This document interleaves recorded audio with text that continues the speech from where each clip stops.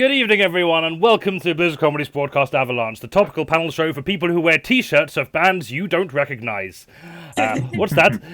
Metal liquor? That sounds like a slur. I am your host, Jonny Collins, a white non-binary person looking completely out of their depth with this horrific shit show of a month in news and politics, because they are, and also they're wearing a Halloween-themed dress because it's Halloween tomorrow and it's the one small bit of joy I've been able to experience all month. In the news this month, comedian Russell Brand is facing yet another investigation into claims of harassment and stalking. This behaviour is unfortunately rife within the comedy industry to the point that I no longer feel the same imposter syndrome I used to feel at the start of my career, that I wasn't a real comedian because I'm not funny enough to be one, whereas now I feel the imposter syndrome like I'm not a real comedian because I haven't committed anywhere near enough sex offences to hit the big leagues. I've been doing this shit 11 years and I'm still on zero. I'll never get a BBC show at this rate. Liz Truss gave a speech at the Tory Party Conference with significantly higher turnout than any of the current government ministers' speeches. Then again, so did your mate's solo acoustic gore grind concert in the abandoned Skip the other day, so that's not really an achievement. At the conference, Rishi Sunak announced the cancellation of the Manchester leg of the HS2 rail project, but committed to a new transport overhaul by the name of Network North, promising, amongst other things, the extension of the Manchester Metrolink tram service to Manchester Airport, a tram route that has existed for 9 years already. It'd be like Todd Howard cancelling the Elder Scrolls 6, but committing to releasing the Elder Scrolls 5 Skyrim by 2025. You're welcome. Wilko closed its last stores in the UK, finally dissolving the country's second most beloved defunct retailer, beginning with a W. Come on, Weatherspoons, don't let us down now. We know you can join them. Former SNP MP Lisa Cameron has defected to the Conservative Party, citing a toxic culture within her former party. Well, thank God she's joined the wholesome and untoxic Tory Party, who just last year held 2 leadership elections because the first one went so badly, Queen Elizabeth II decided to die rather than deal with it anymore. Defecting to the Conservatives to get away from the toxic environment is like moving from Scotland to Alaska because you're tired of the cold weather. Good luck with that. Wales has become the first country in the UK to ban the use of snares and glue balls for catching rats, which is great news for Michael Gove when being a Tory is finally made illegal. Lewis Edwards, a former officer in the South Wales Police who groomed 210 underage girls using social media and blackmailed them into sending him indecent photographs, is sentenced to life imprisonment with a minimum of 12 years, which incidentally is also the first line of his Tinder bio. That was horrible. Oh, no. Pretend I cut that one. That's awful. 3 members of the Just Stop Oil protest group have been arrested on suspicion of criminal damage after spraying the Wellington Arch in central London with orange paint. At least we assume it was Just Stop Oil. Who knows? Maybe they've just finally caught Banksy. Is Banksy still a thing? I don't know. Simpler times. Rishi Sunak has given a speech warning of the dangers of artificial intelligence and non-artificial intelligence. And he has wiped both sets from the face of his party. Former Prime Minister Boris Johnson has been hired by GB News to present a series showcasing the power of Britain around the world, which is a bit rich for a man who was literally Prime Minister, but only ever showcased the power of Russia on British democracy. Going to the other side of the Commons, Keir Starmer has appeared to condone acts of collective punishment against Palestinian civilians in relation to the devastating Hamas attacks on Israeli citizens earlier this month, an act decreed by the UN to constitute a war crime, which means Keir Starmer is a shit mullet away from completing Tony Blair bingo. Thankfully, he later clarified that he didn't actually approve of breaking of international law, and that only innocent Palestinian civilians bombed to death in a legal way would be supported by the Labour Party. So that's something, I guess. I don't want to talk about that. I don't want to talk about the news this month. It's horrible. It's not a goldmine of comic material, but this is the biggest international news story of the month, and I cannot ignore the genocide and ethnic cleansing that has been going on. The Israeli-Palestine conflict has reached new horrific lows following a deadly and horrible terror attack by Hamas on Israeli citizens, and then the Israeli government cutting off basic utilities to innocent Palestinian civilians. All in all, hundreds of thousands of innocent people have and are going to be murdered due to these oppressive actions of Benjamin Netanyahu and the Israeli government regime and the Hamas terror attacks in response, indiscriminate to the collateral damage to either their own or other civilians. This is a comedy show. There are no jokes to make here, and if there were, I am certainly not qualified to make them. But I would be amiss if I didn't mention this ongoing crisis decimating innocent Israeli and Palestinian lives for what is essentially a proxy war between the US and the Middle East. And both our state and opposition leaders are refusing to endorse a ceasefire to prevent the loss of more human life. Make no mistake, the Israeli government are illegally occupying Palestinian territories and have been forcibly relocating and making Palestinian families homeless for decades now, and Hamas are a deadly symptom of that. There is no solution to this conflict that doesn't start with the freedom of the Palestinian people and land. But here in the UK, anti-Semitic and Islamophobic, for that matter, hate crimes and rhetoric are skyrocketing. Attacks on innocent individual Jewish civilians, schools, synagogues, or general anti-Semitic rhetoric, or buying into Islamophobic narratives and violent actions does nothing but stoke divisions between innocent civilians and victims, who I guarantee you have more in common with each other than they do the military powers warring and killing and putting their own people to death in cold fucking blood as fodder to a war which benefits no one except for arms dealers who make a mint off of it. And then I got off the bus. No. So I would like to welcome. What I've done is I've compiled a few charities who are doing amazing work in Gaza right now. Who, if you want to donate to, we would strongly encourage you to do that. We will still be asking for money for us, but if you want to donate towards these charities, if you can only donate to one, donate to the charities. If you can donate to both, that's brilliant. But there's a lot of a lot of work needs doing. There's not much they can do right now, which is why we desperately need a ceasefire. Weird how none of our leaders have thought to call for that. Maybe someone should tell them.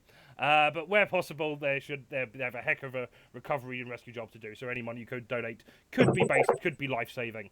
But to break the tension, because I cannot bring on other acts after that fucking bombshell, finally, to break the treason, to break the tension, Amazon have announced plans to begin using drones to deliver packages in the UK by the end of 2024, and that those drones will be complete with added functioning bladders that they're not allowed to piss from on shift by 2028. And on the subject of using machinery to make the jobs of humans redundant, let's welcome our last ever human lineup before we switch to Alexa, Series, and Tamagotchis for the remainder of this series. Please welcome our team captains who look like a band your gran would tell you off for listening to for being too woke. It's Eddie French and Katie Mitchell. Hey!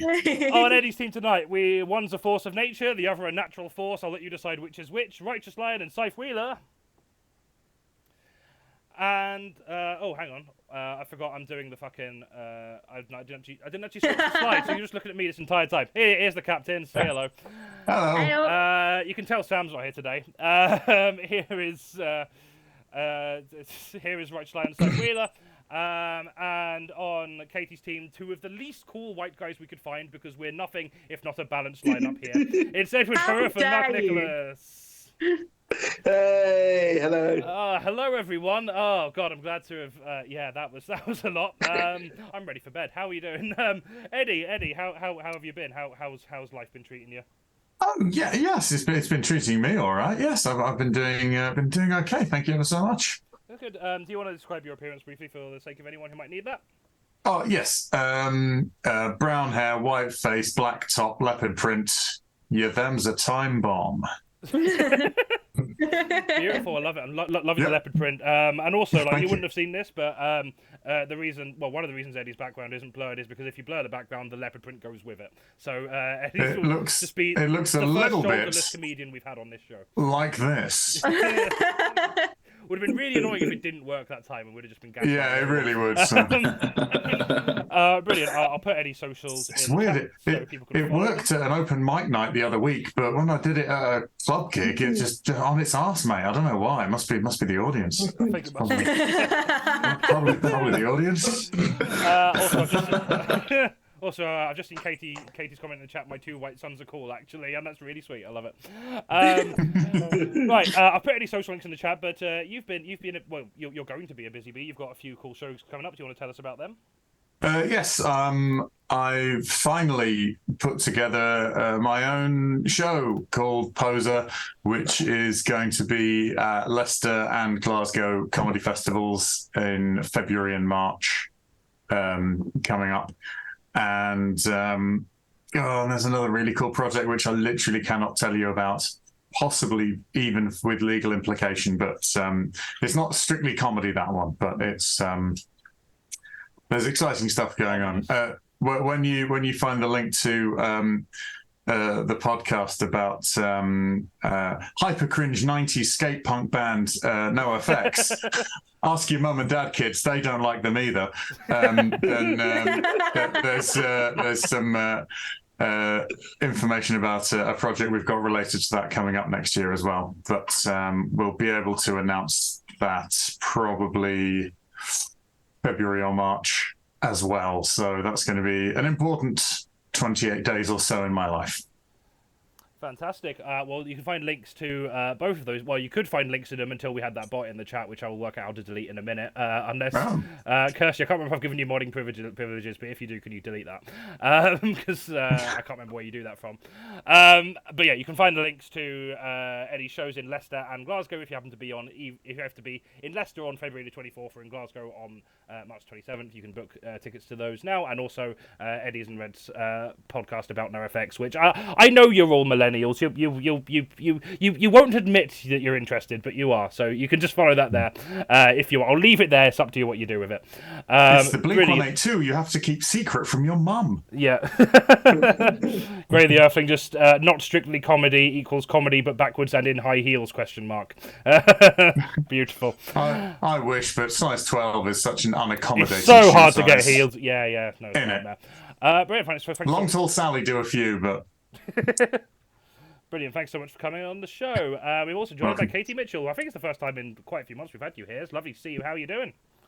I'm good. I got very excited by the Zoom filter, so it has been a while because I breeze past those with the familiarity, but it's been ages. Yeah, I'm good. Anyone might need that? What? Do you want to describe your appearance for anyone who might need that? Oh, yes. I'm just a goth. All right, move on. I've got makeup that turned out pretty good today. It's brown and with pointy black spikes on it, and it'll be funnier if you can imagine that than it actually looks. I've got like big fluffy Robert Smith hair. I've got a best in class hoodie on. And my band that no one's heard of choice today is hang on. It's called All Depends. Which is a non-binary banjo-fronted hardcore band from Dundee. So that sounds amazing. I felt called out by your thing earlier, so I thought I'll just add that my one today is Tiger Army, Psychobilly from the Millennium. Brilliant. Okay, let's see if we could top either of them. Maybe there'll be bonus points for the most niche t-shirt. I don't know. Maybe they will. Probably not, but I don't know. Let's go with it. But brilliant. You have some shows coming up that I've already forgotten, even though you told me like a minute ago. So remind me what they are, and I'll put them in the chat. So I am doing what I'm calling my final work in progress of my second solo show, Wretched, because I've been working on it since last year, and then when I realised I was doing Best in Class in Edinburgh this year, paused it, and then I came back to it after I had slept for about 3 weeks after Edinburgh, and it's coming along really well, and I'm really pleased with it. It's in Nottingham, so you should travel for it because it's great. And Nottingham Comedy Festival is really good this year. It's like big. I will also be there if that sways anyone. Yeah. In fact, I'll put that in now because it's as good a time as any. Me and Cameron Sinclair Harris, who's also been on the stream a couple of times on our live shows, are doing a split half hour there on Cameron's the 11th. Great. For a while, Cameron was the only other weirdo in Nottingham, and then they moved to London. It fucking sucks.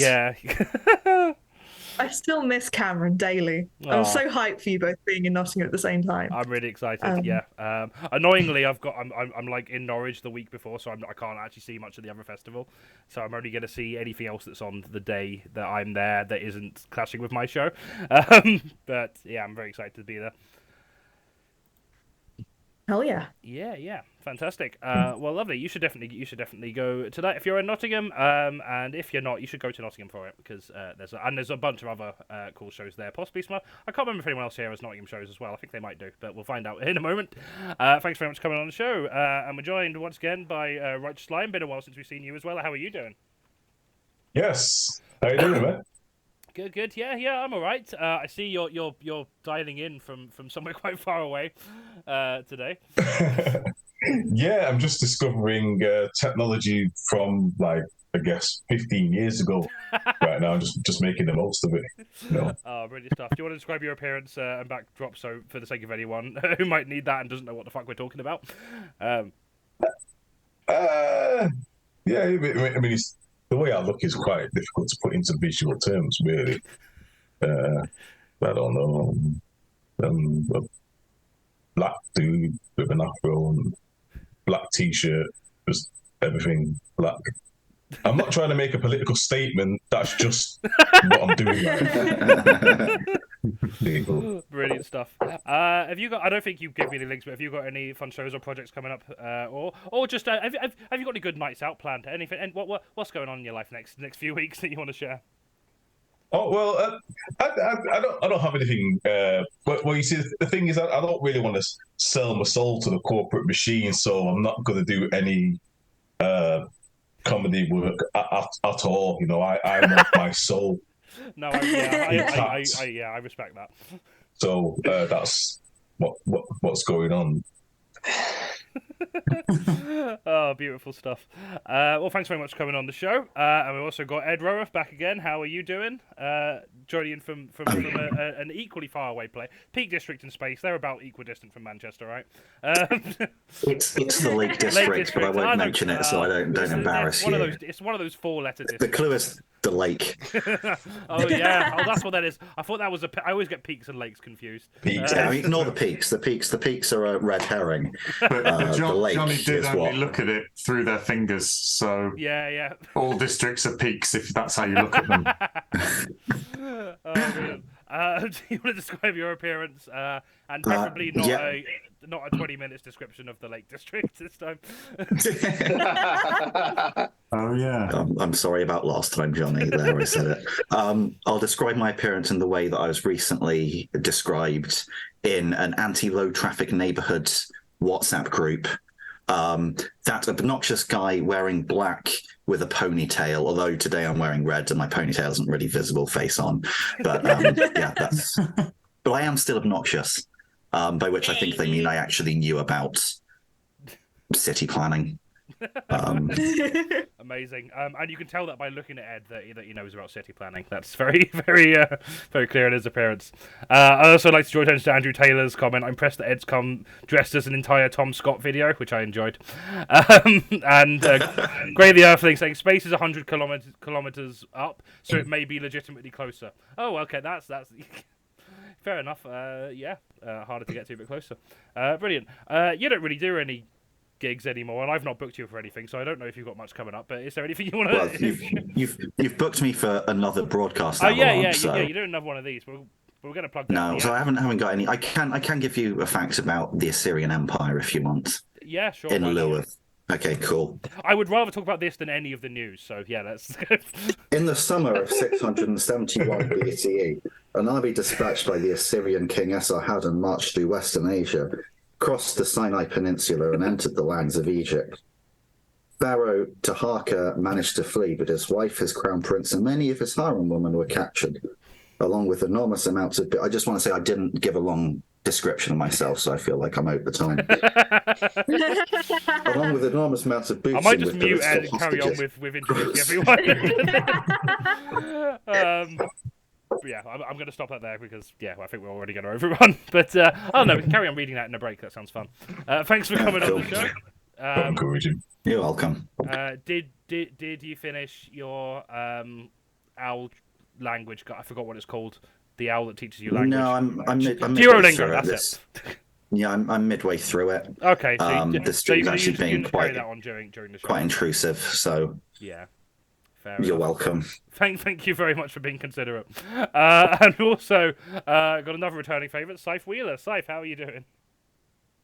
I'm currently identifying a lot with the rescue dog that went past me this morning that just wore a bandana that just said overwhelmed.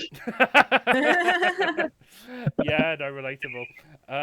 Apart from overwhelmed, do you want to describe the other facets of your appearance for sake of anyone who might need that? Yes, I am white, if you couldn't tell that by my name. I have long ginger hair and blue eyes. So I look a lot like Sansa Stark if Sansa Stark was really tired. And that's me.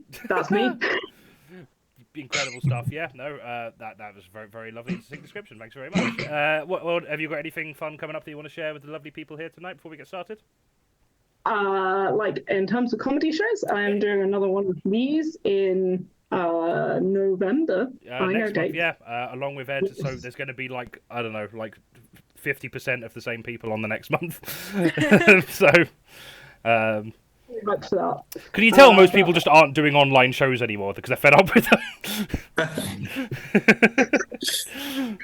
Other than that, I have nothing booked because I have been trying to change jobs, and it's difficult to book gigs and change jobs at the same time.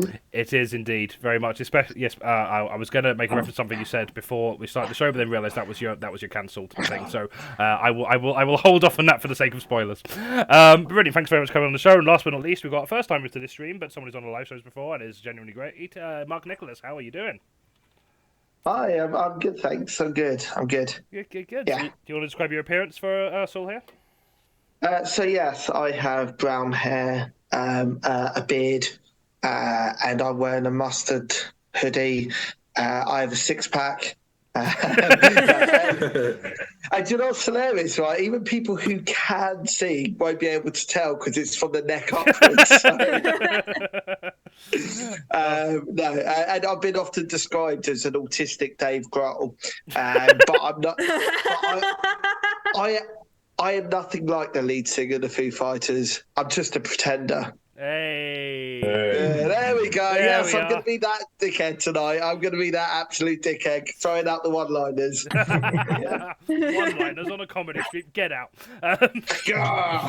Oh, beautiful stuff. Mark runs a very lovely night in London. I'll let him talk about it. But do you want to say some of the shows you got coming up? Yeah, I got quite a few actually. So tomorrow, Monday. Sorry, I've just moved house. No, I've just moved house and I'm running about 3 gigs at once, so just bear with me. So Wednesday, 1st of November, it's a disability comedy night. It's for acts with mental health conditions as well, so that's every comedian, so everyone's welcome. It's Wanstead Library. It's bring your own booze. It's like tickets from £1.50, and we have the fantastic Emily McQuaid headlining. Emily's absolutely wonderful act. And lots of other really cool acts as well. And then on the 10th of November, I'm actually at Nottingham Comedy Festival, got my first hour show called Mark Nicholas Autistically Trained. I'm trying to remember where it is. It's part of late stage comedy anyway, so I was about to say if you asked John Morris, but no, he's like, no, Mark, you need to promote your own stuff as well. I can't. I have put the link in the chat, so John. The details are presumably there, unless it's just you book the ticket there and you have to guess where it is. Basically, it's a mystery. It's half comedy show, half escape room. Well, opposite of escape room. Exactly. So, it's the Navigation Inn. Yes, I remembered. It's at 8:40 as well, and tickets from a £5. Yeah, my first hour show. I'm going to have a lot of fun. I've even got a recording of my mum interviewing me about what it was like to bring up an autistic son. So, if you want to see a bad version of autism, no, I love my mum. I love my mum. It was a lovely interview, but that's part of my show. So it's all about my autism and growing up and how I cope now. And it's a lot of fun. So definitely come along. Yeah, so you should definitely make your way to Nottingham, given that there's a lot of blizzards. I should probably pull together, because I think there's a load of other acts we have who are going to be there as well. So yeah, it'll be a lot of fun. And Nottingham isn't that far from Manchester. I mean, I don't know how far it is, but there's a train that goes to it. I've heard. Train. Sorry, I'm doing Blizzard. I'm doing Blizzard comedy on the 13th of November. Well, sorry, yes. Very excited about that. You're doing the next one, I think. Yeah, that's right. Tickets can be bought on Outsavvy. Well, not bought, but booked for free on Outsavvy now. And then you can give us money on the day if you want, or you don't have to. That's how we work. Brilliant. Thanks very much for coming on the show. That may have been the most efficient round of intro we've done. I could have let Ed read more. But I did not. So we're going to crack on with the show. Maybe we can in the break. I don't know. If we get a certain number of donations, we'll scrap the rest of the show and then just have Ed reading that for the rest of the stream. Right, but let's crack on with the show. Our first round is fake news. We are going to give each team 3 headlines. One of them is fake, 2 of them are real, and they have to identify which one the fake one is. I say have to. They can do whatever they want, but if they do, it will be a very long-winded stream that doesn't go anywhere, which is totally at odds with the format of this show usually. So we're going to start with... going to start with Eddie's team. Your 3 headlines are: Elon Musk offers $1 billion to Wikipedia to change their name to Dickopedia. Jeremy Clarkson deported from Rwanda back to the UK during Grand Tour filming visit due to expired passport. And woman slams selfish paragliders who made her think Hamas were invading Doncaster. See, I want all of these to be true. What are you thinking? I mean, I want them all to be true too, but I don't think the world is a kind enough place for that to be the case. And Jonny told us that wasn't the case either, so which is upsetting. Jonny told us the world was cruel, and that's why we're all sad. It's not my fault. Don't shoot the messenger. This is your fault. This is your fault. Everything bad is my fault because I don't pretend it doesn't exist. No, you're right. So Elon Musk has been offering money for Wikipedia to change their name to Dickopedia. Does he not like them because they insist? What I think is fake about this is that's not enough money. That is no. What? How much was that? How much was the offer? $1 billion. $1 billion. Oh, yeah. I heard 1 million. So right. This, oh yeah, this refrain. 1 billion. Sorry, yeah, that was me not being clear enough. I still don't think that's enough money. Still don't think that's enough money. I don't know. I'm sure he doesn't approve of Wikipedia because they use multiple sources to determine facts, and it's really not Homeboy's bag, is it?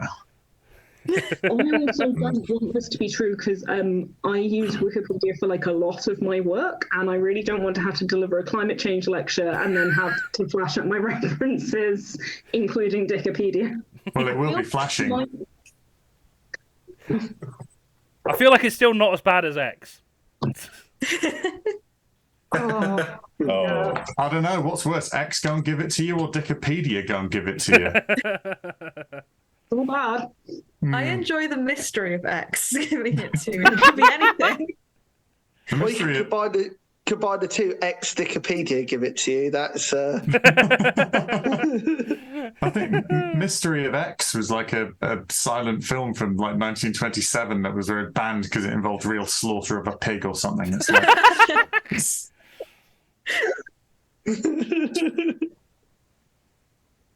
someone in a regional arts centre is doing an improvised piano score to it as we speak. So, and I'm missing it, which is really upsetting me. But I don't know. What do you think, Lion?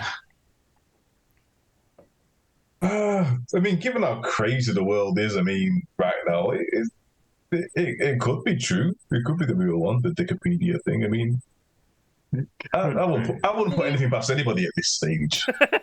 To be honest. What makes this round so hard? It doesn't whittle it down much, does it? How do we know? Oh, Yeah. What was the second one? I beg your pardon. Jeremy Clarkson deported from Rwanda back to the UK during Grand Tour filming visit due to expired passport. Love it to be true. Yes. You see, irony is delicious, isn't it? It is. That one is so narratively satisfying. Nice to be true. Yeah. I reckon it's the paragliders because that is exactly. I used to work in retail. I used to work in service. That's exactly the kind of thing that like middle England would do. It's that one. So that one was the paragliders near Doncaster that the women thought were Hamas. Yeah. That they thought were Hamas because obviously it goes Jerusalem, Doncaster, Tel Aviv. I mean, I apparently don't know the difference between the League District and the Peak District, so because they might be next to each other. My geography isn't that good. Could be. They might have heard there were a lad there called Gaza and got really, really confused along the way. Fucking hell. Is that the cutest joke about this problem that's been made? It might be. Yeah. Okay, well, I'll leave it I think there. it's the only one you could get away with, probably. Yeah, maybe, yeah. Just going for really soft puns. Oh, well. I think I did see that one because I live in Leeds, and therefore any chance to laugh at any city in the same county is relished with great aplomb. So I do believe that one is true. So the other two, I mean, the Clarkson one is a bit too perfect. Yeah. But I think also the other one is a bit too Rick and Morty for it to be fully Elon Musk. I don't know if. I think the Clarkson wow, that's one. a sentence. Yeah. I think the Clarkson thing could possibly be true and not true, if you know what I mean. Like, I think maybe that whole veranda thing is some background that he's going to put on his show, maybe just to boost ratings or something like that, or maybe it's a part of his show that's scripted or that he's going to film, or like a filmed insert or something. But sorry, Carl. Yeah. I think maybe there's some kind of scripted element for his film, possibly. If it was true, I think that's how it could possibly work. I don't think he's literally been deported from Rwanda, because I don't think Rwanda really know that much about Jeremy Clarkson and his antics to really deport him. I mean, that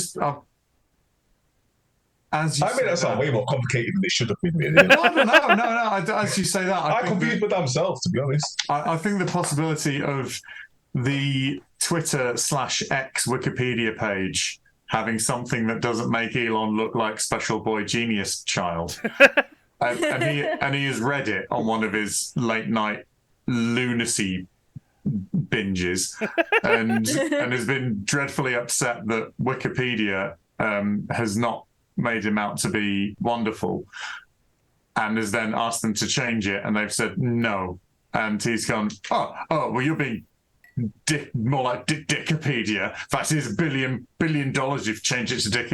So I'm actually thinking that one might be true, but I don't know. It's with a heavy heart, I agree. What are you thinking? What do you reckon, Si? I think it's possible. I do take issue to the late night insanity, rummage through Wikipedia, because the other night at 2 a.m. I was looking up the history of weaving, but I don't weave. I haven't. Well, not yet.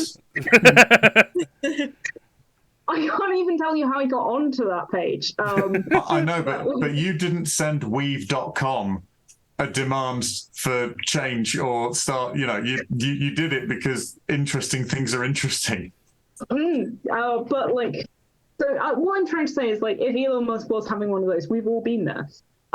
Sure. But, I think my money is on the entitled people in Doncaster thinking Hamas is invading, because that. I saw that one. That one is real. Okay, cool. Yeah. With the Wikipedia, then I think it's exactly the kind of thing Elon Musk would do, but I think Jonny also knows it's exactly the kind of thing Elon Musk would do. It's therefore the kind of way to tempt us into a juicy trap. He is both the easiest and hardest person to satire for that reason. Yeah. Elon Musk doesn't give a fuck what he calls his kids, so we don't give a fuck about Wikipedia. See, I reckon the real truth is Jonny tweeted that. I haven't used themselves. Twitter in months. I forgot Jonny changed their middle name to Reuters. So now they're just citing themselves as a genuine news source. I could genuinely read a headline that is Elon Musk clamps live lobster to face in cunning political statement, apparently. And I'd just be like, yep, sure. Sounds like the kind of thing he'd do.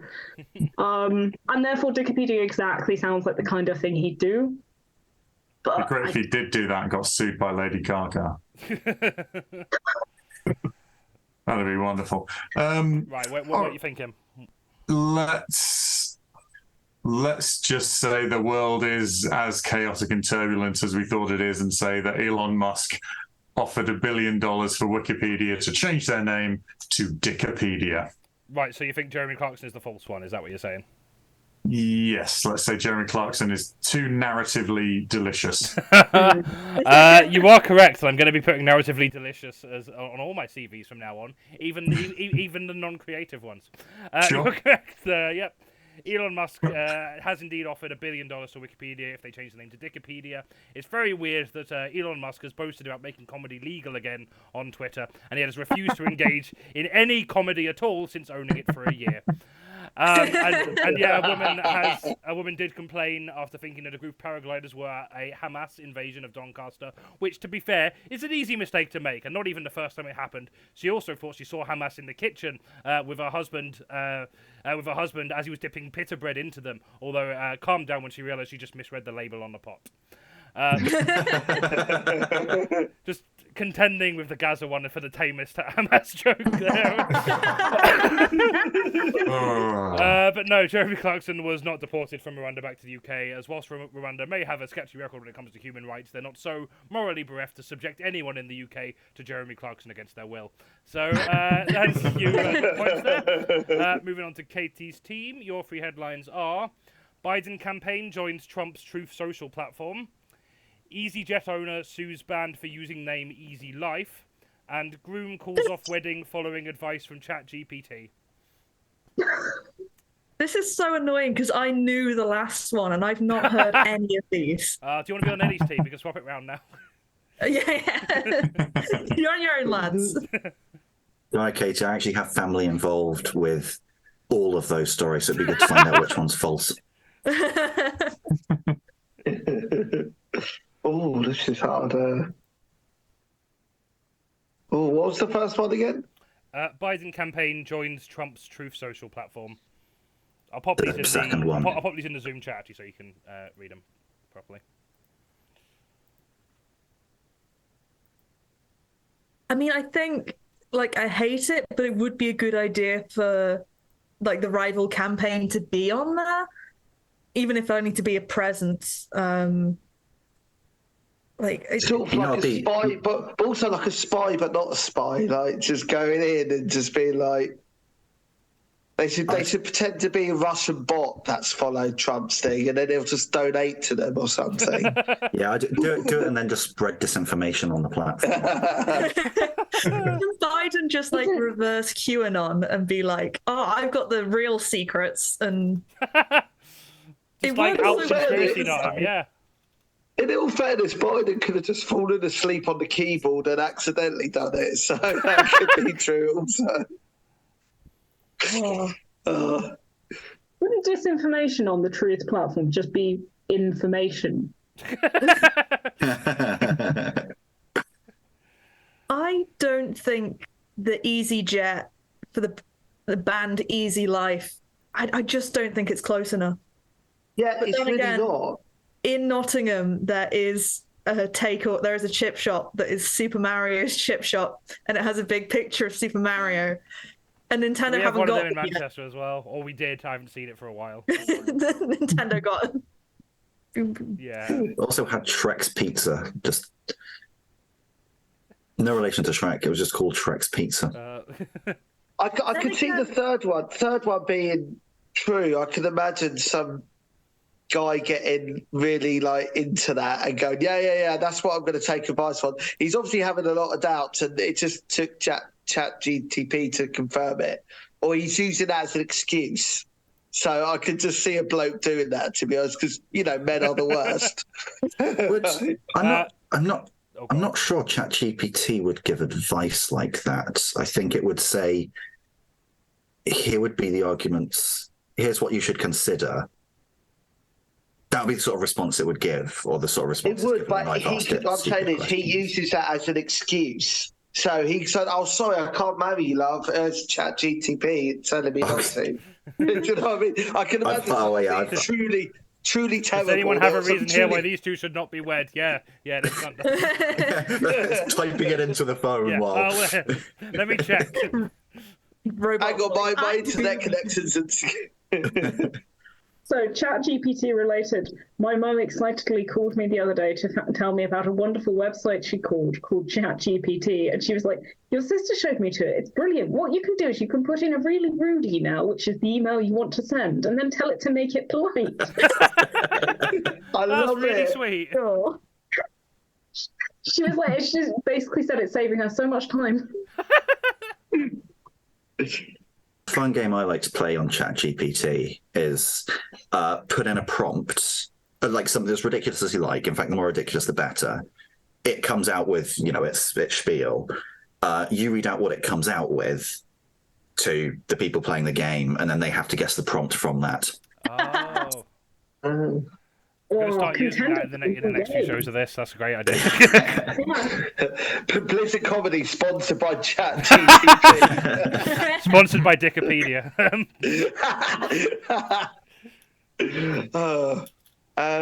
See, I'm with Katie on this. I don't think the second one is true. I don't think it's close enough.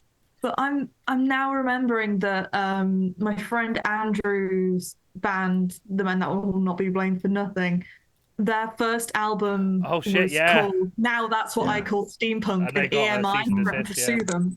So they had a steampunk album that cannot be named for legal reasons. Yeah. Which I mean, admittedly, is a better name. But they do care about people that like it's. They should have seen it coming when they called the second one The Best of Queen. silly. Better album. It's a very good album, but the band name was hard. This is really slow. I've got all the CDs over there, I think. And I've got the one. The second one's I've got that one. It was like after it had been rebanded, but they printed the original cover on the flip side, so you can still swap it and have the old album cover there. They just had a problem with them using it as like the advertising title, I think. So yeah, you can still pretend it's fine. The second one is introduced by Sylvester McCoy as well. It is, yeah. Oh, I've not listened to Conventional Weapons in ages. What a band! Anyway, sure. You know how? Sorry, go ahead, Mark. I am actually. Maybe it is the third one because I think that would be, as much as Men Are Awful, that would be really low. That would be like the lowest of the low. You'd have to be really in the depths of yeah. As opposed to joining Trump's Truth Social platform. I mean, maybe it's the same person. Biden is the group, yeah. Biden's. No, he said Biden's campaign. Yeah, so it could be the same bloke. He's just been reading Trump's Truth Social. Yeah. ChatGPT can decide your relationship, and he's just gone, yes, right, on it.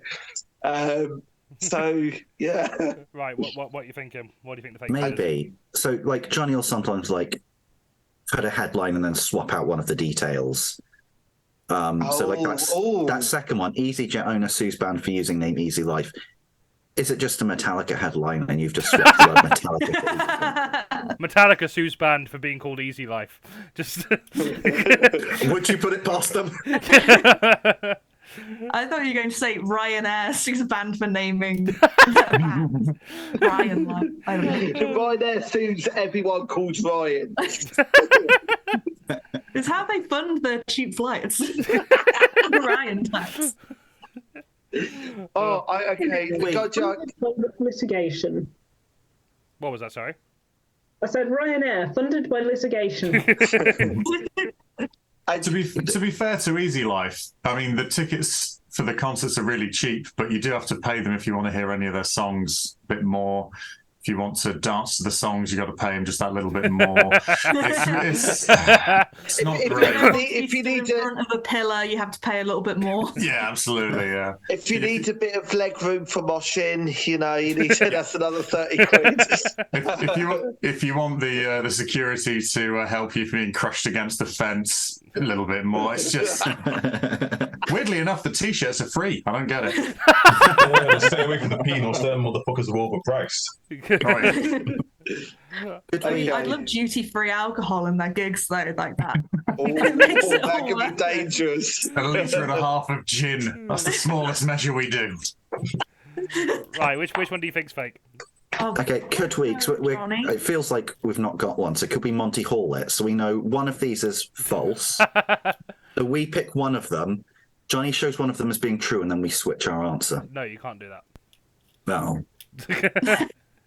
Actually, you know what? Fuck it. Yeah, why not? Let's give that a go. Fuck it. Okay. Right. So which one are we picking? Is it are we picking one we think is false?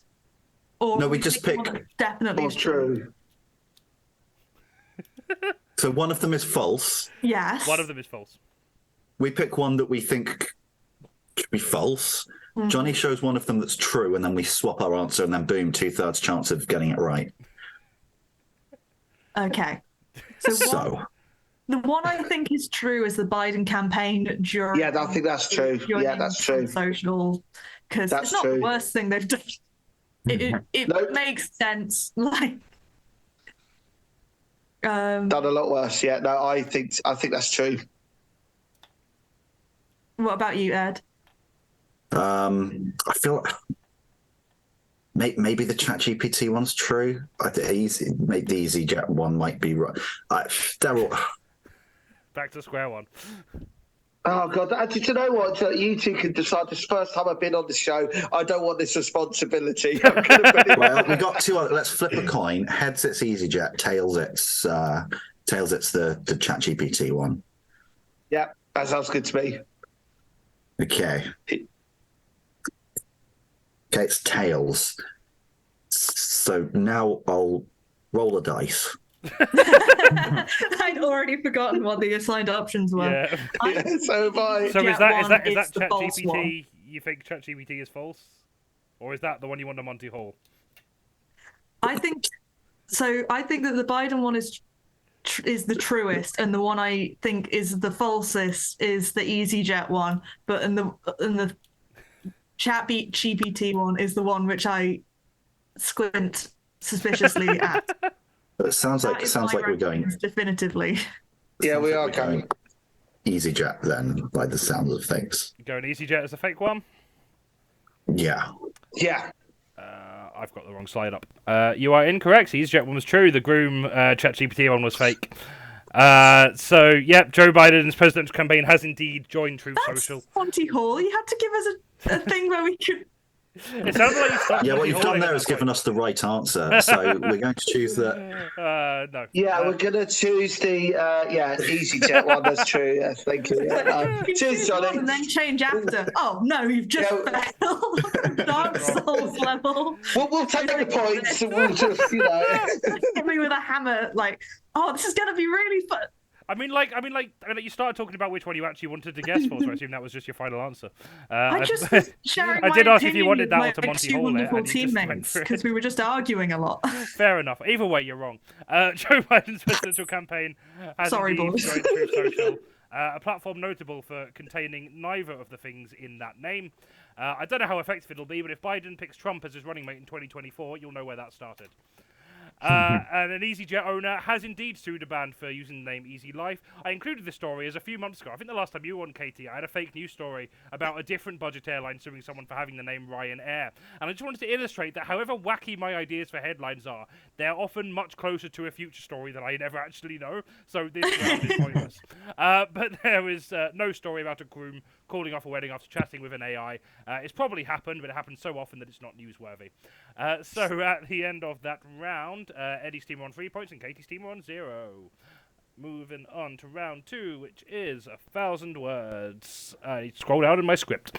Our next round is 1,000 words. Art weirdo Rob Maltby has very kindly caricatured a couple of news stories from the past month in his own style, and it is your job to tell me what the artwork represents, ideally in fewer than 1,000 words, because I don't have that attention span and won't notice if you get the right answer. So I'll bring up the first picture now, and I've got a little image description for anyone who...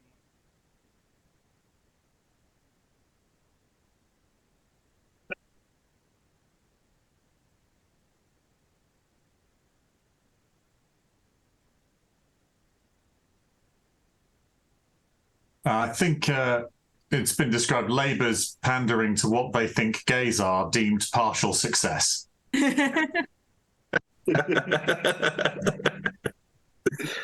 Oh, The chat is saying, Jonny, you're silent now, no sound. That's not a caption. Hey, the teacher's gone. Everyone, we can go crazy. The law is that if Jonny... It was an unprecedented triumph for Assyria. Right. Literally a dog in the playground. This is so exciting.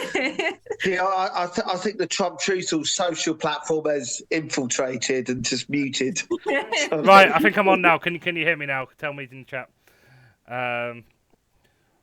I checked. I knew something was going to go wrong. I checked beforehand. I was like, no, it looks like sounds on everything, but apparently not. I'm audible again. I fixed it. Yay! Good. Yay! So I'll give the image description again. 2 men against a black background. 1 man is wearing a top hat and sprinkling bright shiny powder on the second man in a suit and red tie with a gaunt, haunted face. Is this the new video game Lies of P has been disappointing? What I like about images is it's a snapshot in time, and you can't tell which way time is going just from the snapshot. So my suggestion is Labour leader levitates glitter off his own suit and into a protester's hands. I think this is a new form of therapy in which a magician gets to take hold of your brain.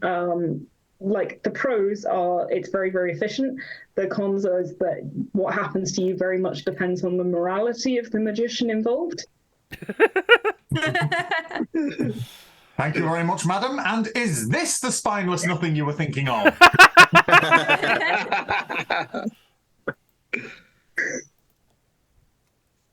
This is how you get knighted, actually. The sword is just for show. They do that afterwards, but it's just this. This is an addition. You can catch on Sky Plus One.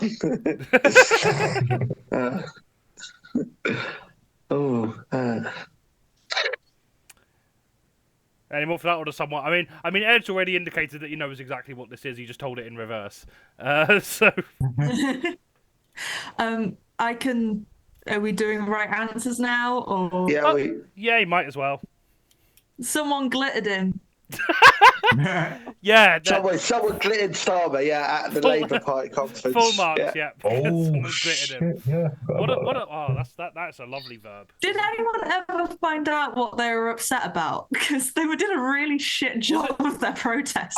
It was to do with proportional representation. I'm or something? terminally online. Yes, that's exactly what it was. It was to do with proportional representation. Yeah. Because he was the one who made it first past the host. Hey! Yay, there we go. Okay. Ed, Katie's team got the point, but bonus point to Eddie for that. We're the same team, right? Kate and Ed. So we have this problem again. Eddie French and Ed ROWORTH are on different teams. Sorry. Sorry. Yeah. There's too many Eds on this stream. That's we're overrepresented. Well, hang on. Here's a joke for you. Wait for it. Two Eds. Wait for the punchline. Oh. 2 Eds are better than one Ed. But it does depend on which Ed you get. If one of them's a Miliband, for example, just keep the one you've got. Even if it's Kemper. Grey the Earthling has put Ghost of Ed Miliband haunt Starmer, which is he's not dead. I don't think. Is he? Is this? This is the first of 3 spirits that will visit him this night.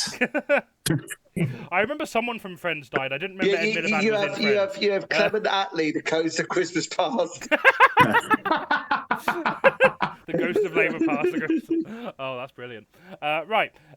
This is Keir Starmer being attacked with glitter at the Labour Party conference as protest for him being so tediously boring. It did not help making Keir Starmer the first person in the world who actually looks less exciting when covered in glitter. Right, we'll move to the next picture now.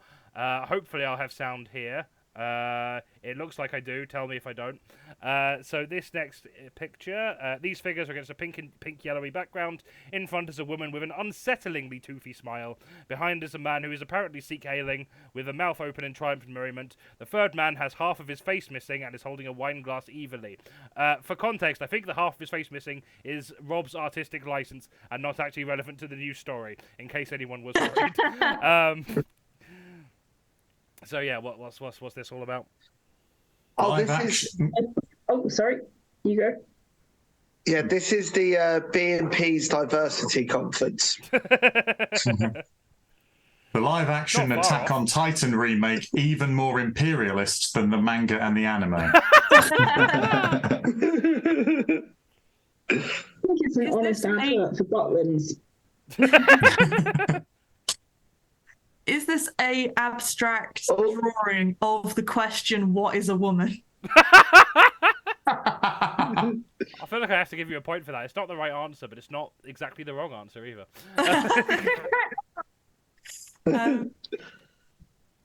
This is live footage of the groom after he's called off his wedding. Takes the chat. Which one's the groom? Is he the one CK? Yeah, he is. That's what ChatGPT told him to do. Raise your what? No, sorry, your left hand. I mean, like, if it was asking how do I get out of this wedding, that would do it. I mean, she looks happy enough. It's working out for them. She's not the bride. She's his mum. Is this about how the fascism reboot was deemed too diverse by fans? I thought it was Kathleen Kennedy who'd done it. Hang on, this is when UKIP claim they're pro-LGBT. This is their poster image. Is the Conservatives and their claim that this is the future that Liberals want? This is Lawrence Fox on an acid trip. Lawrence got himself some sexy acid.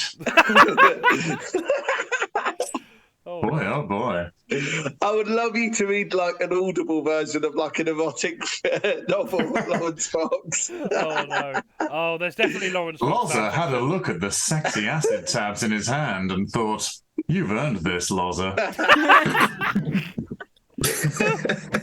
Right, now that everyone watching the streamers has switched channel. Yes. Yeah. Do we? I don't think I know this. Yeah, go on. But go on back. it is. Is it like? Is it Nigel Farage and Priti Patel? And I forget the person in the back, but they're at the Conservative Party Conference. Yeah. They're dancing to. Oh my God, what is it? I forget it's a really awful old British song. Yeah, it's just terrible. It's mortifying. I thought I blanked it from my mind, but I think Johnny's given us all PTSD from it. Thanks. That's it's by Easy Life, give me enough info that I'll give you the points. That's all right. Yeah, this is Nigel Farage and Priti Patel dancing together at the Tory Party Conference, finally defying the age-old Rule 34 of the internet as the first thing that nobody in the universe has ever had a desire to make porn of. So at the end of that round, Eddie's team are on 4 points and Katie's team are on 5. Yeah, so that was a very quick round. Fucking hell. I mean, they were both at the Tory Party well, one was at the Tory Party Conference, the other one was at the Liverpool Tory Party Conference. And this, so we're going to have our first break now. If you're enjoying the show, yeah, this is normally where I'd ask for you to subscribe, cheer, or donate to us on PayPal, and you can still do that. But I'll also put the guys' support links in the chat as well if you want to make donations to them. That would be absolutely incredible. But yeah, if you want to support us here, you can do that as well. If you can only do one, support the charities. If you can do both, then that would be amazing. And all the money you donate today and for the next week will be split between the acts we've got on tonight. Right, move to the break and see if the chat actually wants to work this time. I don't think it does. Let me just fix that.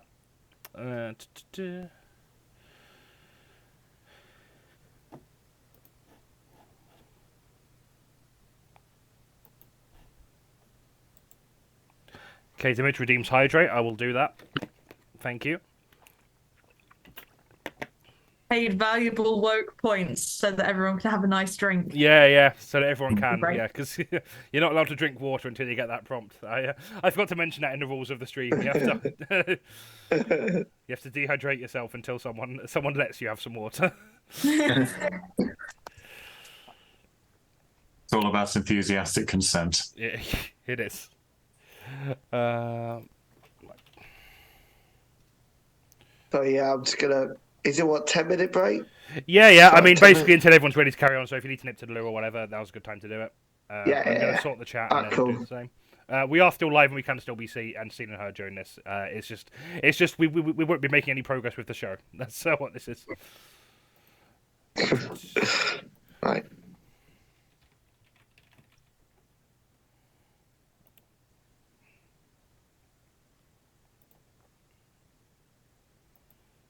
I love how you started the show, Katie, by going like, I don't want to make it super obvious that I'm sitting on a bed, and then immediately cut to you pulling a duvet over your knees.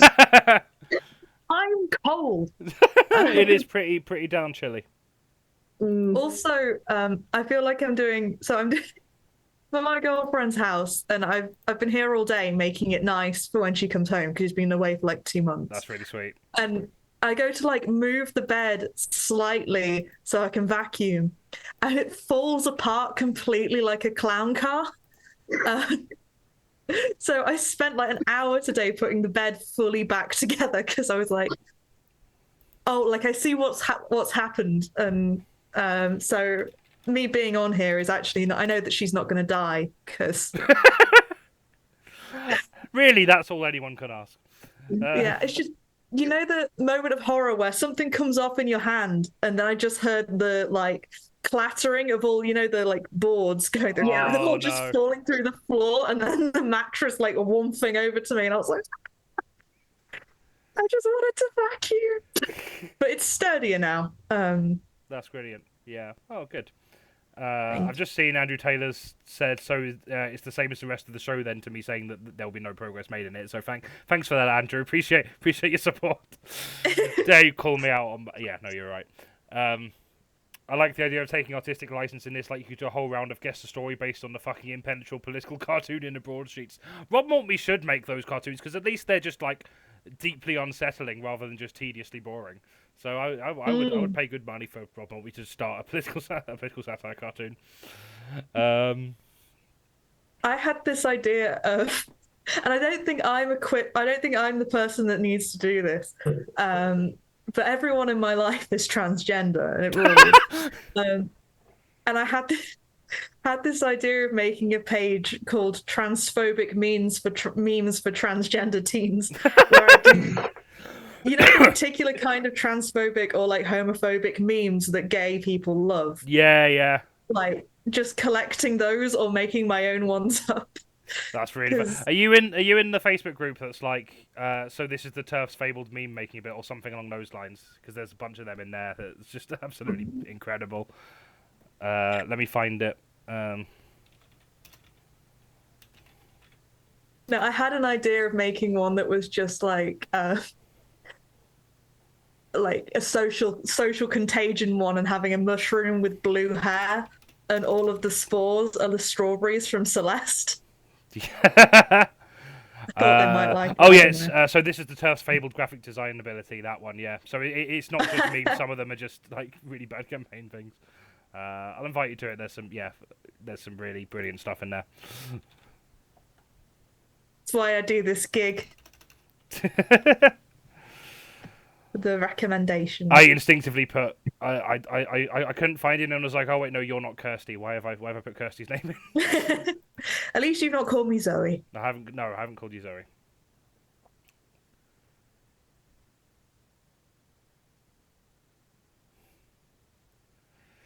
Right, I need to stop just looking at memes while we're live. Because it's not interesting for anyone. You're such a good ally, thank you, says Mark Salmons. I assume that's directed to Katie, so thank you. Going back to the picture on Andrew Taylor, this is a ritual that was performed many years ago where Starmer traded his soul for power and was surprised to learn that the devil takes payment in advance. Beautiful.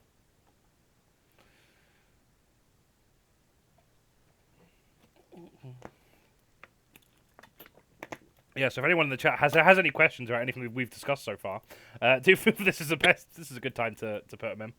Because if not, it's going to be more lessons in Assyria. Yeah. I mean, if nothing, yeah, we can just have Ed reading more of his book. That's fine. At least put the memes in the stream.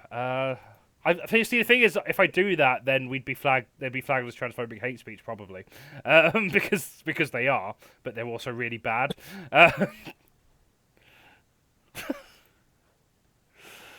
Oh.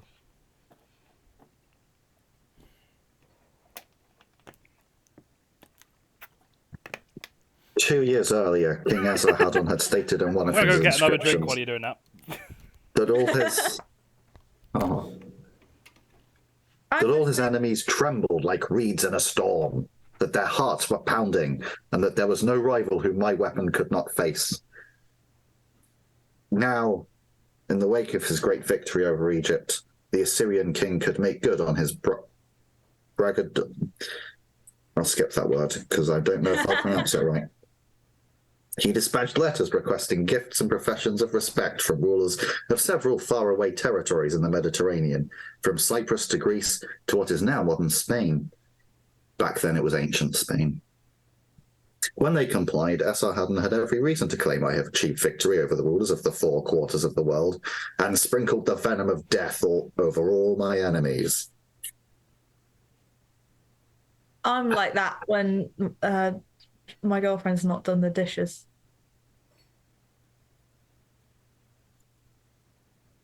The Assyrian conquest of Egypt represented the culmination of a long historical journey. When that journey began in the second half of the 3rd millennium BCE, there were few signs that the country would one day achieve hegemony over almost all of Western Asia and some adjoining territories. In fact, Assyria was barely a country at all. In the beginning, there was only the city of Ashur, located some hundred... Oh, has everyone gone? Okay, chat, you're just with me now. In fact, Assyria was barely a country at all. In the beginning, there was only the city of Ashur, located some 100 kilometers, 62 miles, south of Nineveh.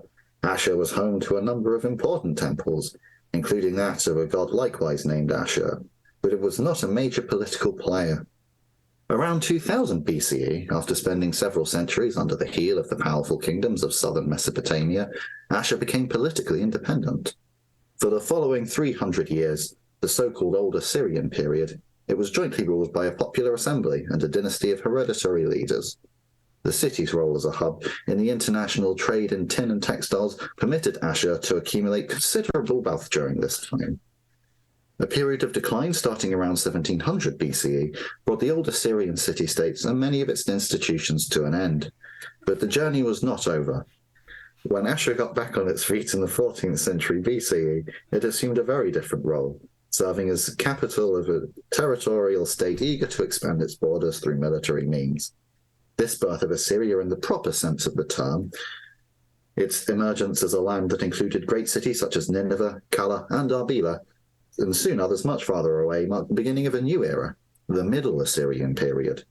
Now a full-fledged monarchy, Assyrians started to see their land as a pair of the most powerful states of the time, from Babylonia in the south to Egypt in the west. During the 11th century BCE, the Assyrian kingdom experienced a new crisis, this one caused by climate change, migrations, and international tensions. It lost most of its provinces, especially in the west. But when the dust settled, it managed to rise from the ashes faster than any of the other states of the region. A number of energetic and ruthless Assyrian rulers of the Neo-Assyrian period, circa 934 to 612 BC, took advantage of the weaknesses of their political rivals, embarking on a systemic campaign of subjugation, destruction, and annexation. Their efforts, initially aimed at the reconquest of areas that had been under Assyrian rule before, and then moving further afield, were carried out with unsparing and often violent determination, cruelly epitomized in an aphoristic statement found in another of Esarhaddon's inscriptions. Before me, cities. Behind me, ruins. Just seen Andrew Taylor's but Jonny comes back to find they've been kicked off Twitch for copyright infringement by a history textbook company. Older Grey Earthinger says this was thousands of years ago, it's out of copyright now. Yeah. It's good that it wasn't owned by Disney, who would have just found a reason to like put it in something else and renew the copyright for another like millennia. Oh, I want to see Disney's history of Assyria. When can we meet Eddie French's nemesis, Geraldine Saunders? What? Oh, right, I get it. Well, I get the French and Saunders bit. I don't get Eddie and Geraldine being the opposite.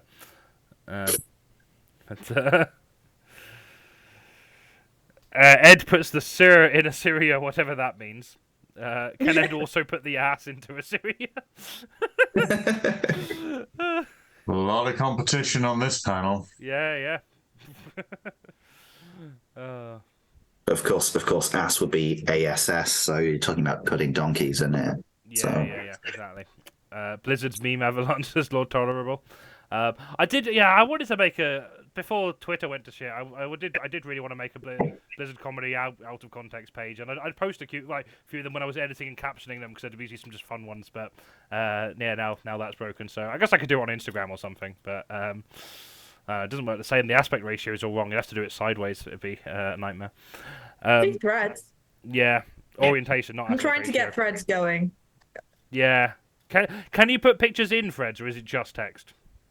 Oh yeah, you can put pictures in threads. It's right, basically it's like Twitter, but I was like holding off with for a no bit, hashtags. Because I saw that once you made it, you can't like delete it without also deleting your Insta.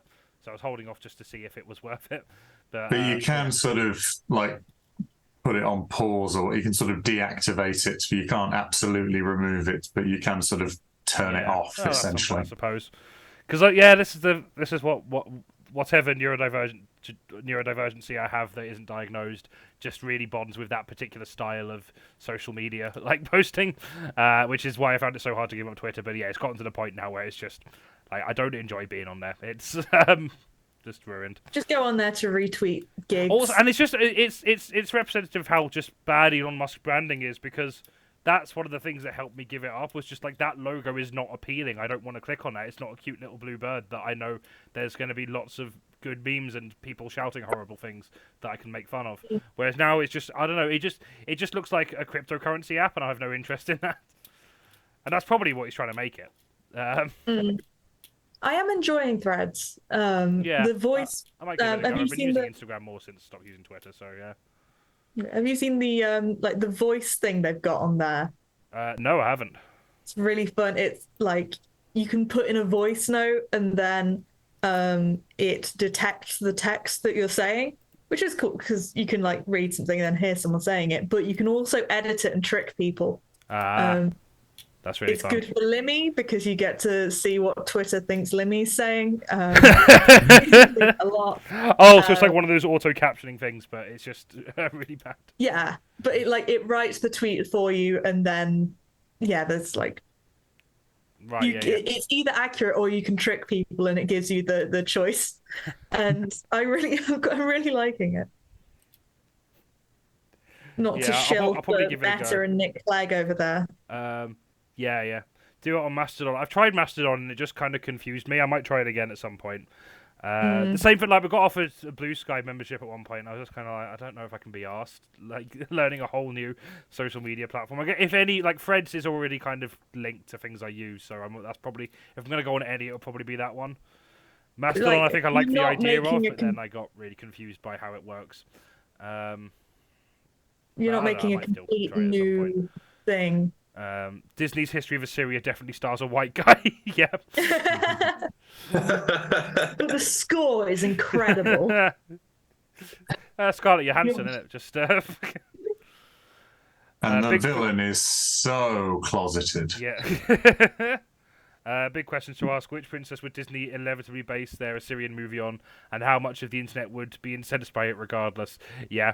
I don't know. Ed, you're the expert in this. Which princess would Disney base their Assyrian movie on? One of the Assyrian ones. That's not guaranteed, though. Come on, go to the glossary, Ed. Find a good word. I know how much female representation is there in this history of Assyria. There were no women in Assyria. It was. No, that's American Tail, isn't it? Yeah. There were no women in Assyria. So And I just want to know, Ed, did you just come in on that? Have you got a book? Yeah, no, I was just. Why have you got a book on the history of Syria? Is this an ongoing joke in Blizzard that I just don't get? No, it's just history's interesting, Mark. Wow, and I'm the autistic one, apparently. The only autistic man. Yes. There can be only one. We're so lucky to have Only one. I'm not going to go on Gollum. It's fine.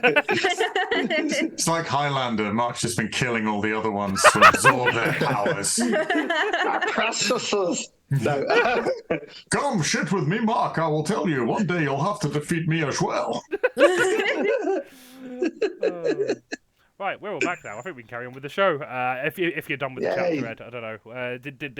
Did I interrupt you on like a cliffhanger? We've not even left the introduction yet, Jonny. Oh, then fuck it. Then we'll carry on with the show. That's what bookmarks are for.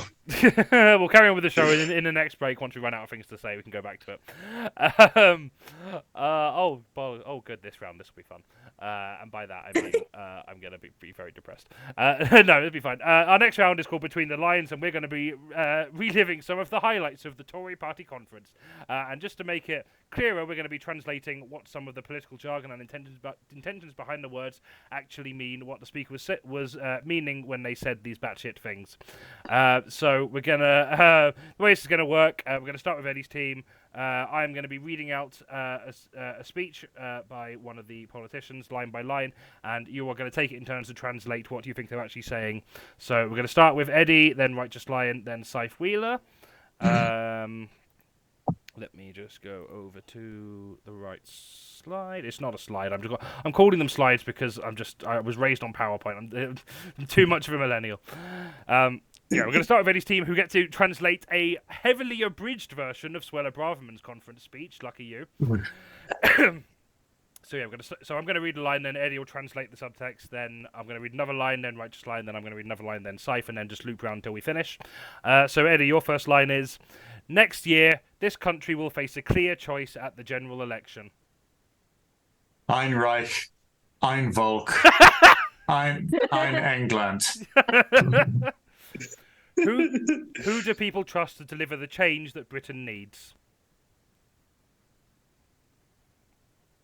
Say you, Lion.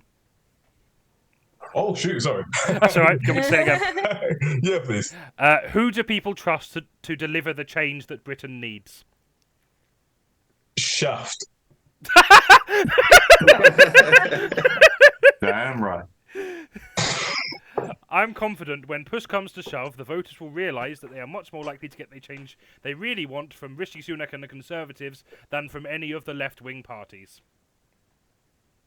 As long as the change they want is more white people. I mean, kinda. One of the most powerful forces reshaping our world is unprecedented mass migration. Please try to forget what I look like. Every human, every single person has the right to aspire to a better life. Except the blacks. Sorry. No, you're probably right. But conservatives are also practical and realistic. We will be deporting everyone, including my parents and siblings. Our Illegal Migration Act, which comes into force in the coming months, will mean that those arriving illegally will be detained and removed back to their home country if possible, or to a safe third country like Rwanda. Boy, we'll fix them boat people, but good. We are the party to confront the challenge of global migration in the years ahead. Come and have a go, Rwanda, if you think you're hard enough. Not a Labour Party that will open the borders and then cry racism to anyone who objects. Oh. I just genuinely, how do you try and make that any more obvious? We're only halfway through. It'll get worse. Oh God. You've given me something nearly untranslatable. Sorry, can I have it again? Yeah, sure. Party. Not a Labour Party that will open the borders and cry racism to anyone who objects. We're crying racism to everyone who objects. There's another reason that I think we will win the next election. But wait, there's more. You'll get a free pen just for inquiring about voting Conservative. Our secret weapon is Sir Keir Starmer. We have ways of making you talk. Imagine what would happen if he became Prime Minister. Yeah, imagine what would happen if someone that was completely unqualified became Prime Minister. Wouldn't that be awful? Britain would go properly woke. I can see it now. Everyone going around eating some trans tofu.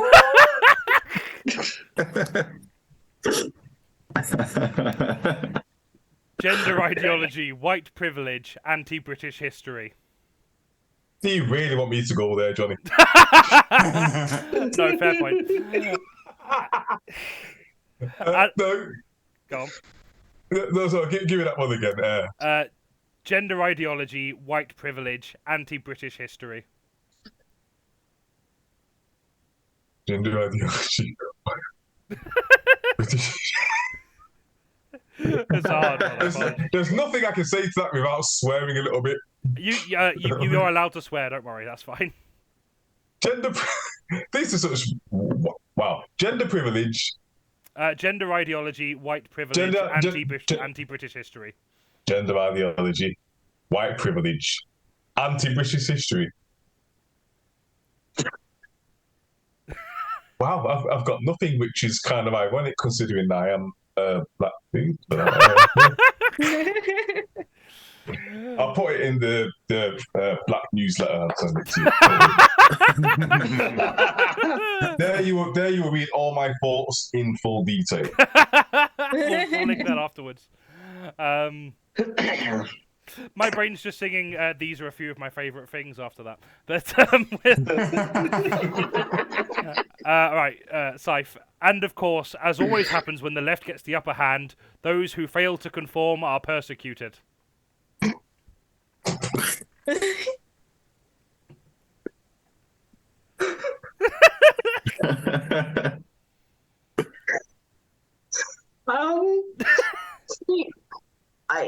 I'm bad at improv, and then it turns out that trying to do improv of, making white supremacy less white supremacist is not something I can do.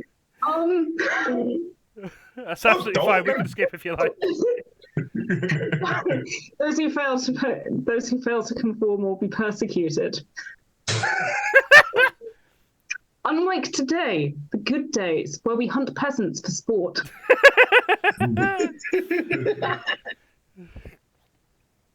Chased out of their jobs for saying that a man can't be a woman, scolded for rejecting that they are the beneficiaries of institutional racism, disciplined for using the wrong words. Unlike our vision, where using any words and then deciding what you meant later will be the acceptable good norm. The British people will get to decide if they want to curb woke with Rishi Sunak or let it run riot with Keir, take the knee, Starmer. And now the weather. Labour is the party of pressure groups, rich zealots and trade union activists. Ooh. Sorry. We vote for the Labour Party that's in Suella Braverman's head. Yeah, or so I've heard. But the Conservative Party is also kind of a trade union, because we are the trade union of the British people. I'm going to prepare you all. A joke is about to happen. So I'd prick your ears up if I were you. Here's an unlikely thing to say. And here is the twist that makes it a joke. Pause. Sorry, didn't mean to read pause. You're doing well, Bravers. Keep at it, love. You got this, girl. Our message to the people is clear.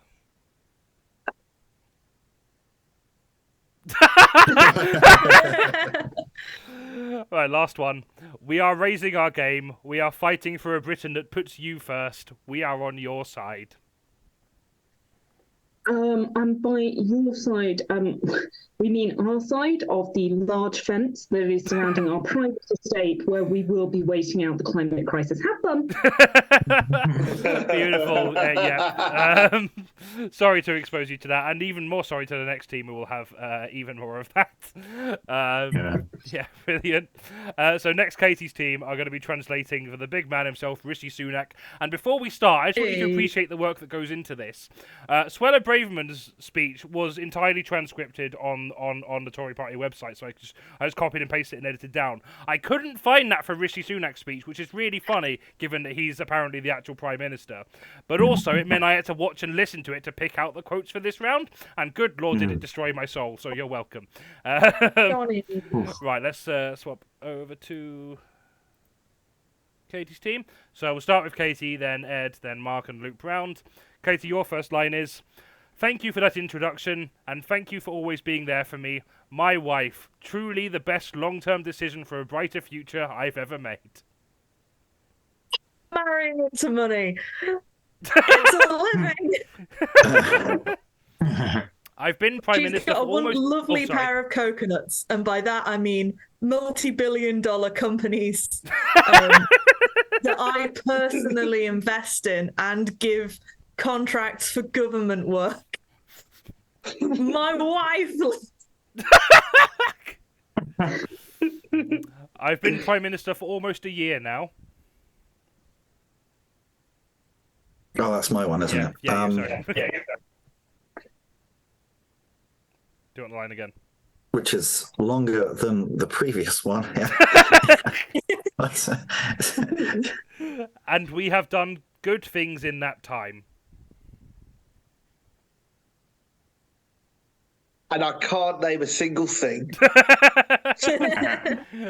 That's the end of my speech, but no. Yeah, pretty much. I just wanted to go really silent and see how long it would take for everyone to... We've made progress on our 5 priorities.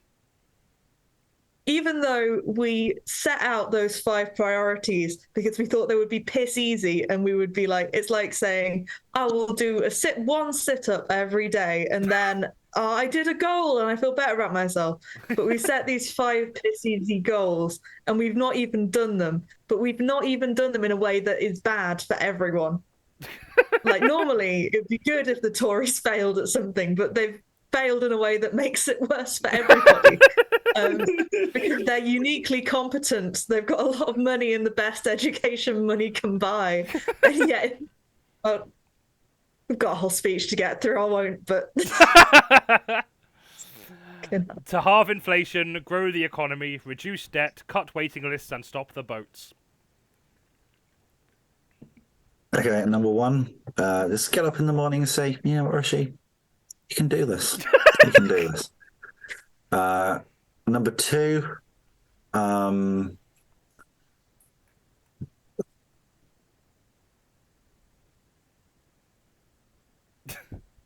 make myself have breakfast. You can only get up and it's just breakfast.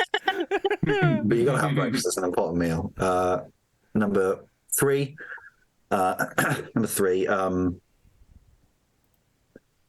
you know, you don't want to go into those meetings, but you know, you got to do it. It's your job. It's your job.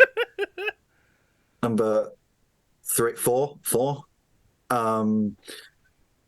What was number 4 on the real list? Hang on, cut waiting lists. Cut waiting lists. Yeah. Yeah. We'll just took scissors to them. Can't look at them if they're not there. So what was the 5th one in? Stop the in boats. the real list and not the one I'm making up now. Stop the boats. Stop the boats. No, it's just a hideous one. Go on, move on to Mark. Fair enough. I have seen up close the quality of our armed forces and intelligence services. Truly the finest in the world. I've invaded every country in the world. I should clarify as well. I'm like jumping about in the speech quite a bit in this, so if it doesn't make sense, I mean the original speech also didn't make sense, but it was also even more boring. So these are the highlights, if you can believe it. Just remember that not once but twice, Labour tried to make a man prime minister who didn't believe in NATO and blames Britain for every problem. Don't you wish you could do that again? Come on. Oh, I'm sad now. Look, it's almost going to be third time. Like, it would have been third time lucky, and we've got a boring man, but I'm also boring, and it's going to be tight. Let's just get it together, lads. Keir Starmer might want us to forget about his repeated support for Jeremy Corbyn, but we never will.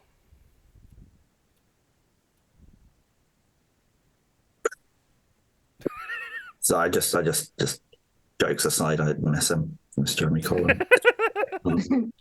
That's what Rishi Sunak was thinking. It's just... Yeah, I mean, it's like what Katie said. We could have had a good government. But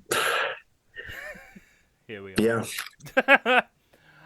I am ending this long-running saga. I am cancelling the rest of the HS2 project. And cancelling my entire career with it. And in its place, we will reinvest every single penny. Into things that have already been built. Trains that are already old. Engines that are now steam powered because we've decided that the electric lines are woke. We've started drawing faces on the fronts of them because that's how Britain should be. Before those damn EU laws made us take the faces off. Yeah. 36... The EU laws say sorry, you can't have a train with a personality, otherwise you have to give it human rights. And we don't like doing that, even to most of the humans.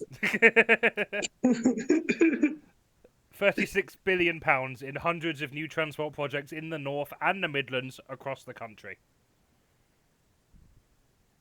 Shit, 36 billion. Well, I've got nothing, guys.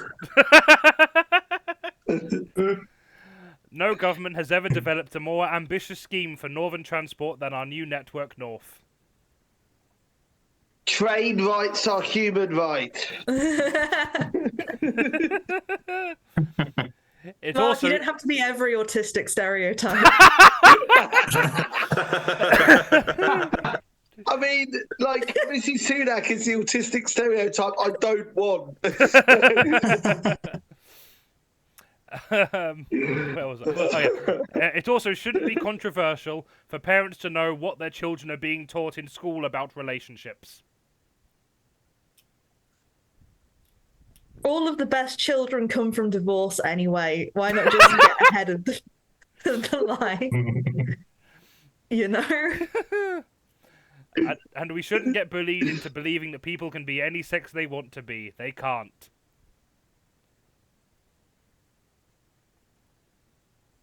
But that doesn't mean we can't bully people at all.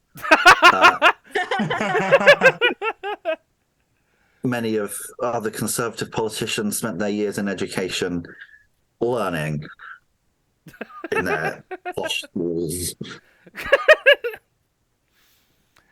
A man is a man and a woman is a woman. That's just common sense. And Boris Johnson has slept with nearly every woman.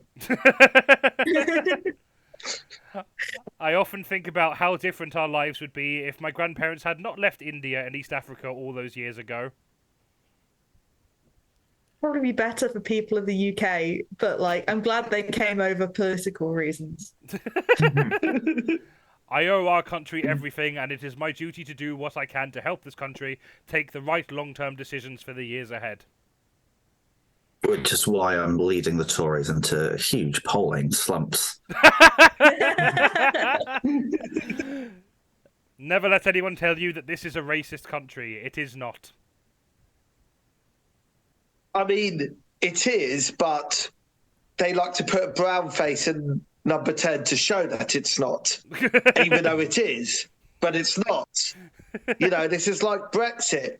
Yes, remain or leave. It doesn't matter. If you're in charge, you're not in charge. I don't know what I'm saying anymore. I don't know what anyone is saying anymore. I'm having an existential crisis here. Cannot reboot, cannot reboot, cannot reboot. Right, last Can I just add on, like, how can Rishi Sunak say that this country isn't a racist country when Conservative Party members chose Liz Truss over? I was like, if I was a Tory and wanted Tory politics to succeed, I would absolutely choose Rishi Sunak over the cheese lady. So what she did in 30 days and the Tories were still like, we want the white woman. What the... Right, like, they racisted him. They racisted him. That's the verb. That is the verb, yeah, you're right. My story is a British story about how a family can go from arriving here with little to nothing to being in Downing Street in 3 generations. My wife owns so many companies. Have you seen, like, she owns so much shares in childcare, and we've just started cutting childcare in all of the nurseries. What does the Conservative Party offer a family of immigrants? I'm very wealthy. The chance to become energy secretary, business secretary, home secretary, foreign secretary, even the chance to become prime minister.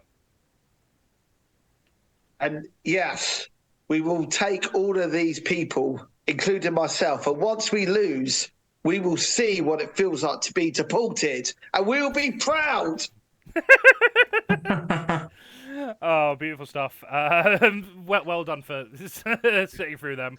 I think I'm going to give you both points. I'm going to give 3 points to Katie's team and 2 points to Eddie's team. So at the end of that round, Eddie's team are on 6 points and Katie's team are on 8 points. Our next round is called Cancelled, and this is an excuse for our acts to bitch about a person, place, thing, or concept that they hate for a minute or so, and then you will get to vote on which one is the most cancelable, and then we'll cancel them, whatever that actually means. Who should we start with? Let's start with Eddie. Eddie French, who are you cancelling this month?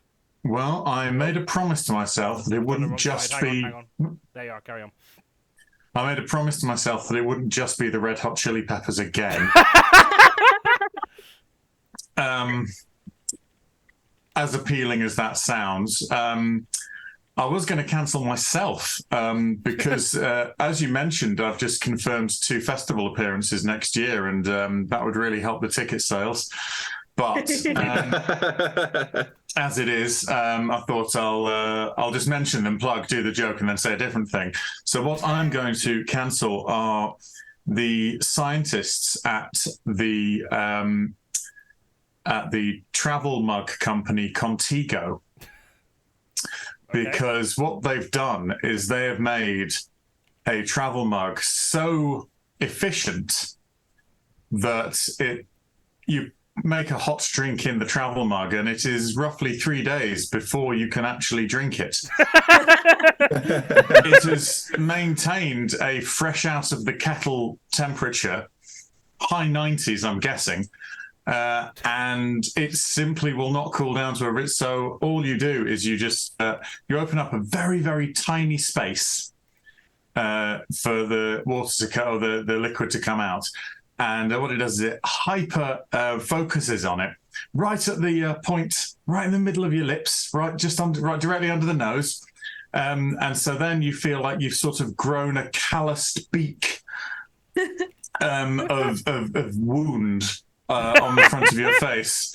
and if you happen to do a thing where you rub a metal mesh against that part of your face quite often, that really does, especially the sort of thing where you'd like go, I'd like a hot drink on my journey, I'll make one at home because I love the environment. Well, on your own head be it. And contigo is also very cute. In Spanish it means with you, which is the opposite of conmigo, which is with me. And that just reminds me of the time when I was living in Spain and I hadn't learned enough Spanish to know that conmigo is how you say with me. And what I said was with I, which is con yo, which is Spanish for cunt. So a friend of mine was explaining something, a thing they were going to do, and I was listening. I could pick up enough, and then at the end of it all, I just nodded and said, cunt! Instead of with me. So that was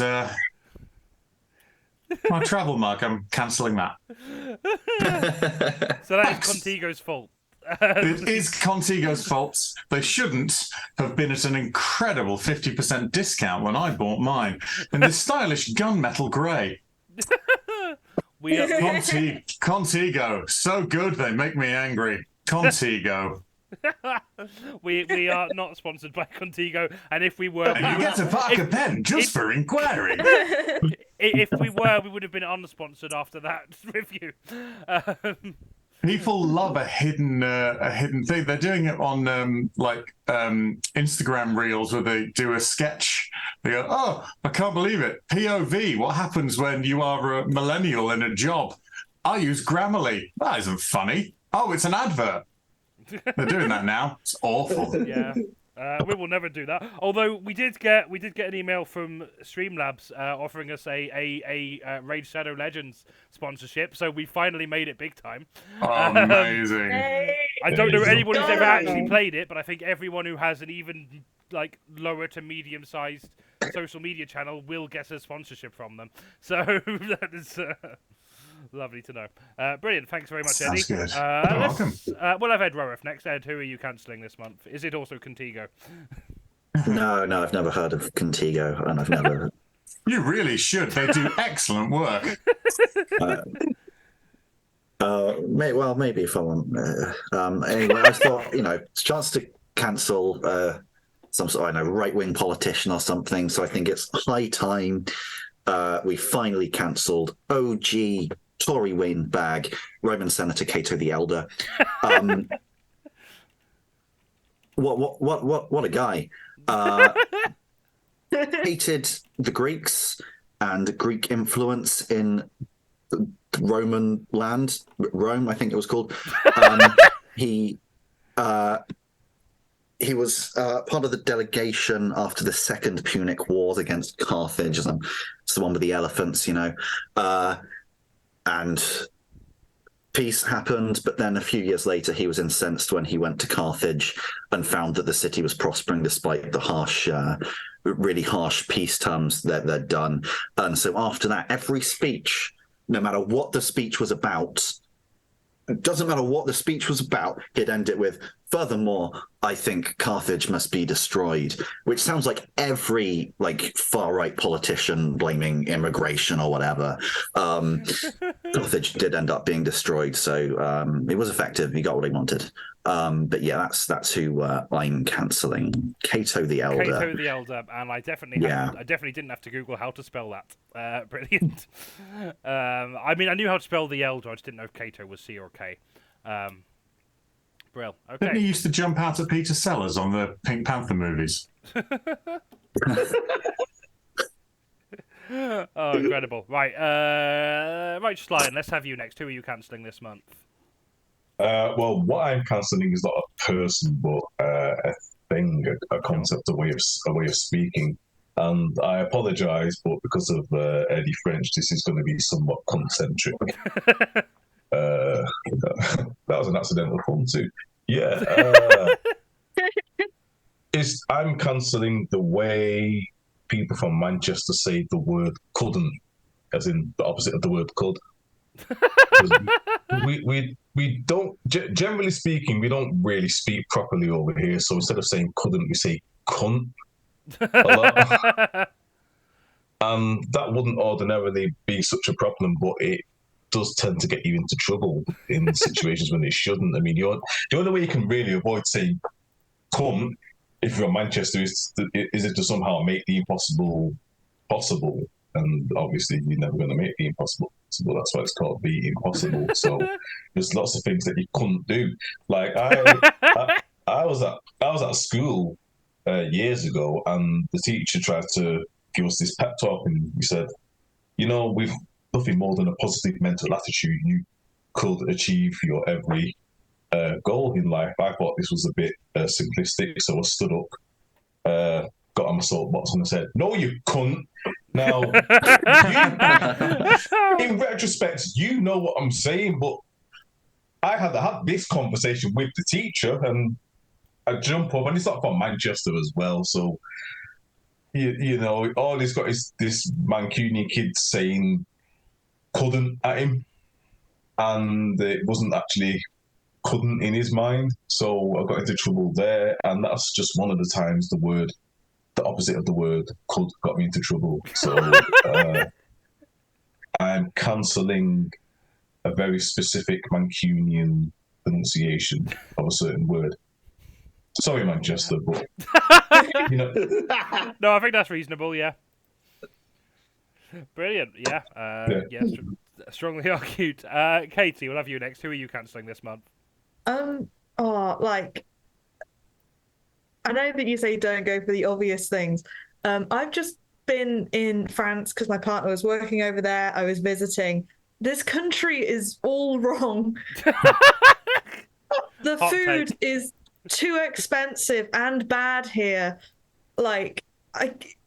And the shops are all shut at night, and they're shut for like a couple of hours at lunchtime, so the people who work there can have a nice sit down because it's warm. What? Hello? I would love this in this country. You have no idea how, right? Imagine that for weeks of your life, you've been able to get the best baguette you've ever eaten from French Lidl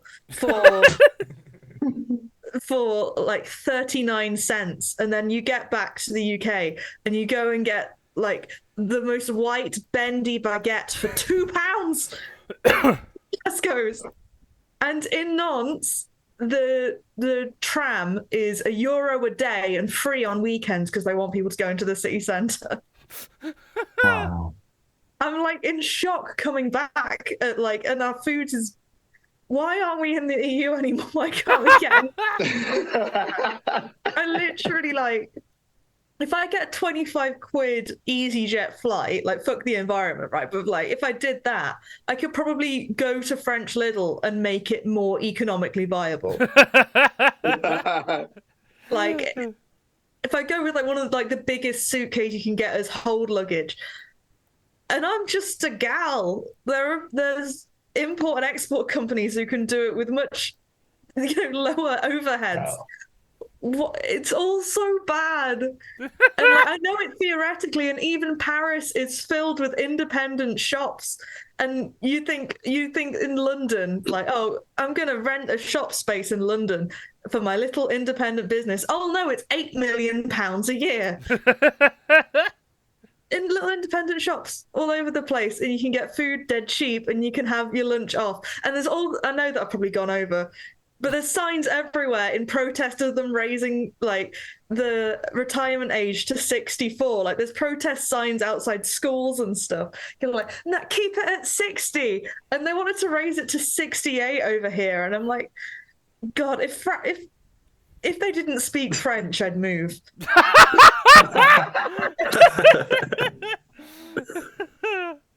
And if English language stand-up comedy was a thing they liked, I would move. I am cruelly, by the English education system, locked to English-speaking nation. Because I've tried Duolingo and I'm not invested enough to Eddie Izzard it, so I'm stuck in this shit language in a shit country. So you're just cancelling the whole of the UK? Is that what I'm getting from this? Maybe. I don't know. I mean, it's nice. I mean, I can tell you you've already we've won got- if you're doing that, so fair. We've got slightly more vegan options, but like, there's. I mean, even in France, it's fine for vegans now. They're just French. They're just French vegans. Otherwise, I'd be over there. They're just vegans on the other side of the road, yeah. It's vegan, so they eat veal, but Yeah. It's fine for vegans now. They've been through their whole vegan civil rights period of sugar. And they're at the mountaintop. The broccoli mountaintop. We've achieved the struggle. Oh, Yeah, they incredible. finally started putting bones into like vegan fish fingers. We've won.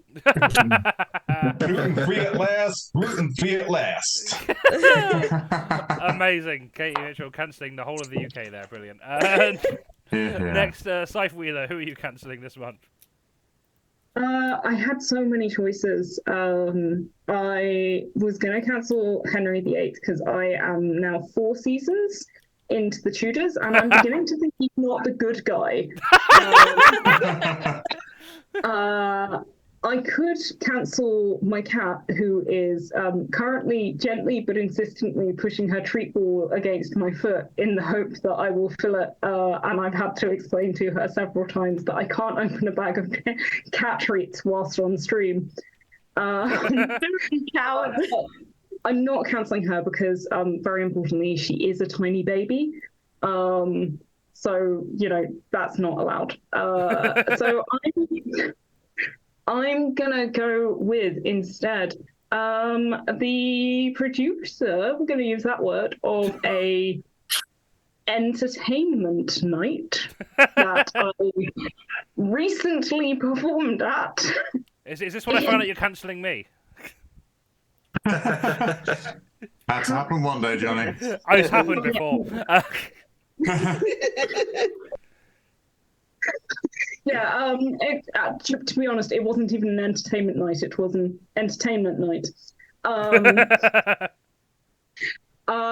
Where I was only told after my name went on the posters and the posters were printed that it was unpaid. And then when I and another comedian remonstrated gently, partway through when I was leaving to go to something more fun, we said, oh, by the way, you should probably pay people. We were told, if it's art, if it's truly your art, you shouldn't care about getting paid. Oh, God. Oh, fucking hell. They also introduced me as a girl and a woman, and I said, well, I'm non-binary, and they said, well, how could we possibly have known that? And I pointed out that it was in my Twitter bio, the biography I sent them, all my reviews, and I had told them. Oh, fucking hell. I don't think I've made it difficult, but Stop being so cryptic, God. I'm just very mysterious, Jonny. So yes, I'm cancelling them, and I don't care that I'm calling them out on this because I never intend to perform with them again. Oh, that's a shame. Sounds like a cracking night. Can't believe hot water would do this to you. Hot water sometimes pay people. Hey, It's not hot water. I'm just being a Scythe, shitty little Andrew bitch. Taylor has just said bonus points to Scythe if we can see the cat. So you can get a point if you show the cat. So I can't pick her up. We can maybe do this in the break if that's easier. Yeah, I can't pick her up because she will bite me because she's a bitch. I do love her. But I can put you guys on the floor. Yeah, put us on the floor, yeah. Oh, Oh, hello. This is Lyra. Oh, no, she Hey, Lyra. doesn't care. Doesn't want to...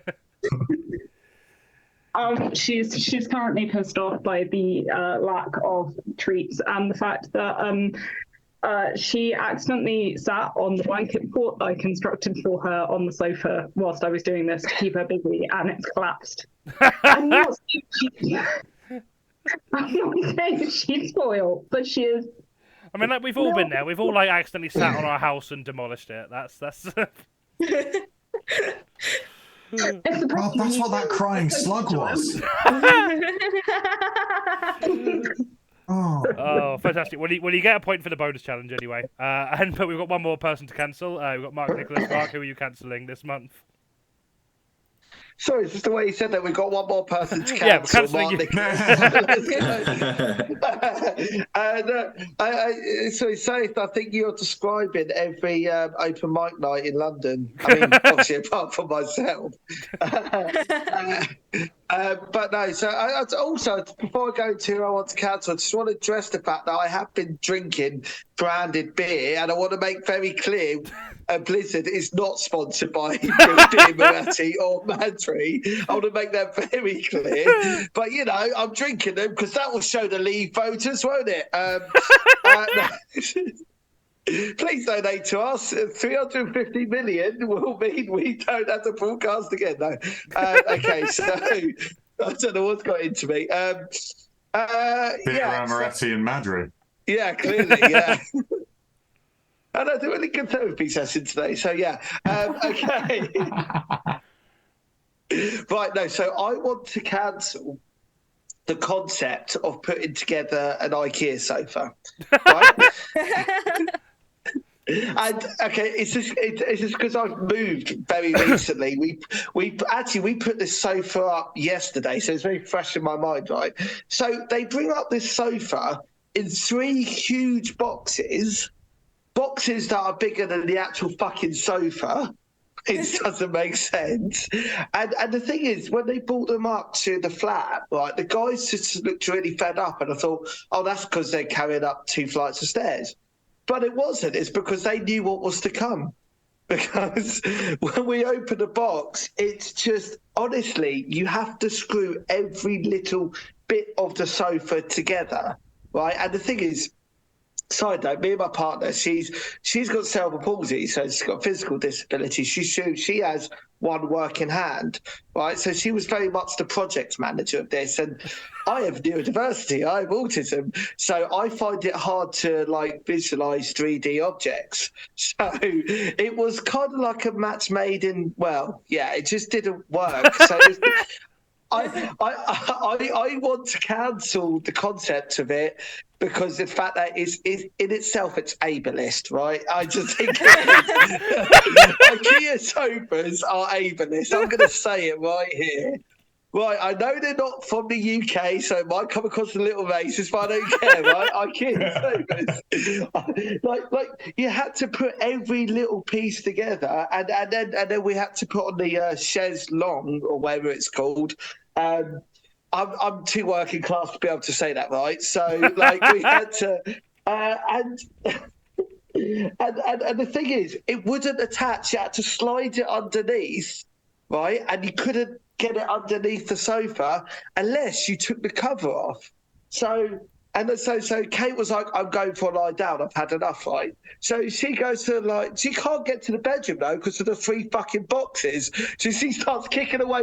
I'm going for a fucking lie down. Starts kicking away past the boxes. So boxes should be cancelled as well, in my view. And so we're really quite emotionally charged about this. And then she comes back and I've done it. And she's like, the cover's missing from the chaise longue. I don't care. I've done it. I don't care. It looks fine. I don't care. We'll just put a dirty sheet over it and whatever. We'll just say it's design flaws or whatever. Like, it's fine. So we've done it, but we need someone to come out and lift it up again to put on the cover for us because we can't do it. So that is why I want to cancel IKEA sofas. Also, we've got about 3 washers and about 5 screws that we don't know where they go. Because as far as we can, we're sitting on it and it's comfy and it hasn't broken yet. But I will keep everyone who cares to be posted on it. But yes, IKEA sofas, the concept of putting them together, I'm cancelling them. I can actually offer a small amount of insight in that what I do during the day is build other people's IKEA furniture for them. So I have made at least 6 of those in the past month. Okay. So where Yeah. were you yesterday? Are they hiring? All right, okay, you don't have to sound quite like my mother. Okay, no, but also when we Shit went on like the that. I'm like, you can get paid. Yeah. but no, when we went on the website for the sofa we got, that wasn't an option. Really? I thought that must, it wasn't an option. So that must ring alarm bells when you can't pay someone enough money to put it together. Like, it was really, it's together, but it's just about, and I'll tell you that. Don't worry about the spare screws and stuff, because they will be.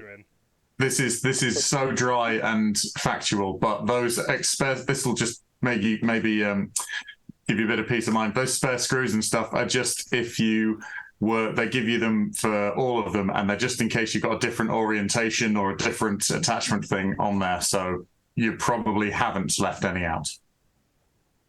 There we are. That's so there you go. But yeah, that's good. That's a relief. Yeah. But yeah, did they because they normally offer that.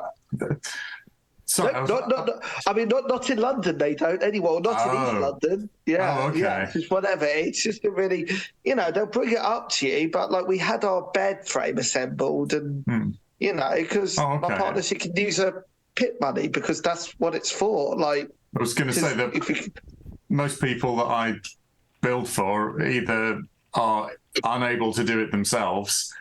Due to physical constraints or more often time constraints. And so they go, it's in there, please don't touch my stuff, I'm on a Zoom meeting in the other room. And I go, all right, I'm not touching your stuff, but whatever. Wow. So, Well, I need your contact. And then I touch all their stuff. That's just creepy. I was about to say I need your contact details, but maybe not now. Do you know what? Let's just say it's because I'm in Leeds and you're in London that it would be inconvenient. I only touch all the stuff if they demand I don't. I'm only doing it through pettiness, not through perversity. So what if they demanded you did touch their stuff? I'd add it to the invoice. Right. Self-employed. I'm not an idiot. I'm really struggling with what. Okay, I think I've picked my 3 big contenders. I mean, Katie's going to win. I can tell you that before this goes to poll. But I'm going to put to the poll. So the UK, SAETH's comedy promoter, and IKEA sofas. So you can vote for the next 5 minutes in the Twitch chat. If you are an actor who is in the Twitch chat, I cannot stop you voting on it. So this is not a functioning democracy. You can rig it. That's fine. But you've got 5 minutes to vote on that while we go back into the break. So yeah, just a reminder, if you're enjoying the show, we are unofficially fundraising for many of the important Gaza charities and funds. So there's a few links in the chat. There are loads of others as well, so don't feel limited to those 3 if you have any particular other ones. Oh, okay, SAETH's comedy promoter is actually worse than the UK. Wow, how bad a comedy promoter do you have to be worse than the UK? I voted for the comedy promoter. Oh, wow, okay. Oh, it's close, though. To be fair, the comedy promoter and the UK both agree that one should not make any money out of art. So really, fair point. You've got sort of the micro and the macro of the same fucking problem, don't you, with those two? They care about art so much in France. We were just looking through the TV and they had this modern dance thing on their equivalent of BBC Two on at prime time. We got Strictly. You got Strictly. The other one I nearly cancelled whatever the French version of the NHS is, but I thought it might not be overly popular. They were real dicks to me and my girlfriend while we were away. So. Oh no. Yeah, donation links are in the chat if you want to do that. Also, I forgot to promote ourselves. We're on a bunch of socials. Do follow us if you're not already. I imagine if you're here, you're probably already familiar with what we do. But if you're not and would like what you're seeing here, there'll be more of that on Facebook, Instagram. I forgot to take Twitter off there because that's not called Twitter anymore. So Elon Musk might sue me. I don't know. But we barely use that these days anyway. But yeah, we are on Facebook, Instagram, Patreon, Twitch, which is what you're on now, and also YouTube, and we have a Discord that again isn't been really active for a while, but you can join that, and maybe you'll be the one to rejuvenate life in it. We'll see. All the links are in the chat. Andrew Taylor, we have we have Dance here, right here. Wait, what? We Dance here, right here on Manchester. We have Dance the Matrix, and that's definitely all about AI, robots, and nothing else. I think I missed the context as to what that's responding to. A hacked mate. What's that about, Katie? Oh, I see. Oh, because you put your own links in. Yeah, I mean, I'm surprised it's taken this long for someone to figure out that's all it is. It's just a command. So you can put exclamation mark and whoever's name, and you get their social links, so you can just follow them. Yeah, just do that. That's fine. That's the reason I made them commands. That's not a hack. But yeah, follow everyone if you want. So SAETH's comedy promoter is. Oh yeah, this is a break now, by the way. So if anyone needs to go to like Lou or whatever, you can do that now. I'm just watching the poll till it's done before I go refill my drink. Unfortunately, no one thinks that IKEA sofas are worse than the UK or that comedy promoter. So that's a shame. All these Swedish viewers tuning in tonight. IKEA technically isn't a Swedish company, but that's just for tax reasons. I can't tell if that's a joke or a fact. Great. No. Oh wow! So hang on. Not only have I just invested in a sofa that's really hard to put together, I've also supported a tax avoider. Oh, big time! Oh, lovely, great, brilliant. I mean, Blizzard Comedy, sponsored by IKEA. There you go. I mean, I don't technically work for IKEA. It's an app called TaskRabbit, which is sort of I'm basically a handy them for hire, and it's like Uber for handy folk. Yeah. And one person has voted for IKEA sofas. Yeah. Sorry, I should delete my vote. Hang on. Actually, no. Hang on. I'll phrase it like this: you have 11% of the vote. That sounds better. I love it. That's great. That's more than the Green Party gets. So I'll take that. People hate IKEA sofas more than they like the Green Party. Oh God! I used to be a member, so yeah. Of IKEA. Yeah, IKEA. I was a member of IKEA, and it was the Green Party that delivered my sofa in a very carbon neutral way. So, I mean, I think IKEA and NATO should swap. See if it can get any worse. Just swap responsibilities. Yeah, exactly. Andrew Taylor tried to command Grey the Earthing and says it's broken. Yeah, Mirrorbar only gives you 25 slots, so I've not given shout outs to all of our regulars as well, unfortunately. So it only works for the acts. The UK has one. Wow, this is. That's an seldom heard phrase. Yeah, Jonny. I know. We didn't even hear that. The UK has one. So the UK has got the most votes, 50% of the votes. So that's it's not a majority; it's exactly half. And SAETH's hang on, it's not 51%. It needs to be 51%. No, 52%. Well, I mean, 52%. I don't know what to tell you. The polls are closed now. If you didn't register to vote in those 5 minutes, you don't get a say. I want a second referendum. So Katie's team get the point. I mean, to be fair, Mark, you're on Katie's team anyway, so it makes no difference to you. Oh yeah. Vote for the UK. I was going to say I was mainly angry about the bread. Everything else is fine.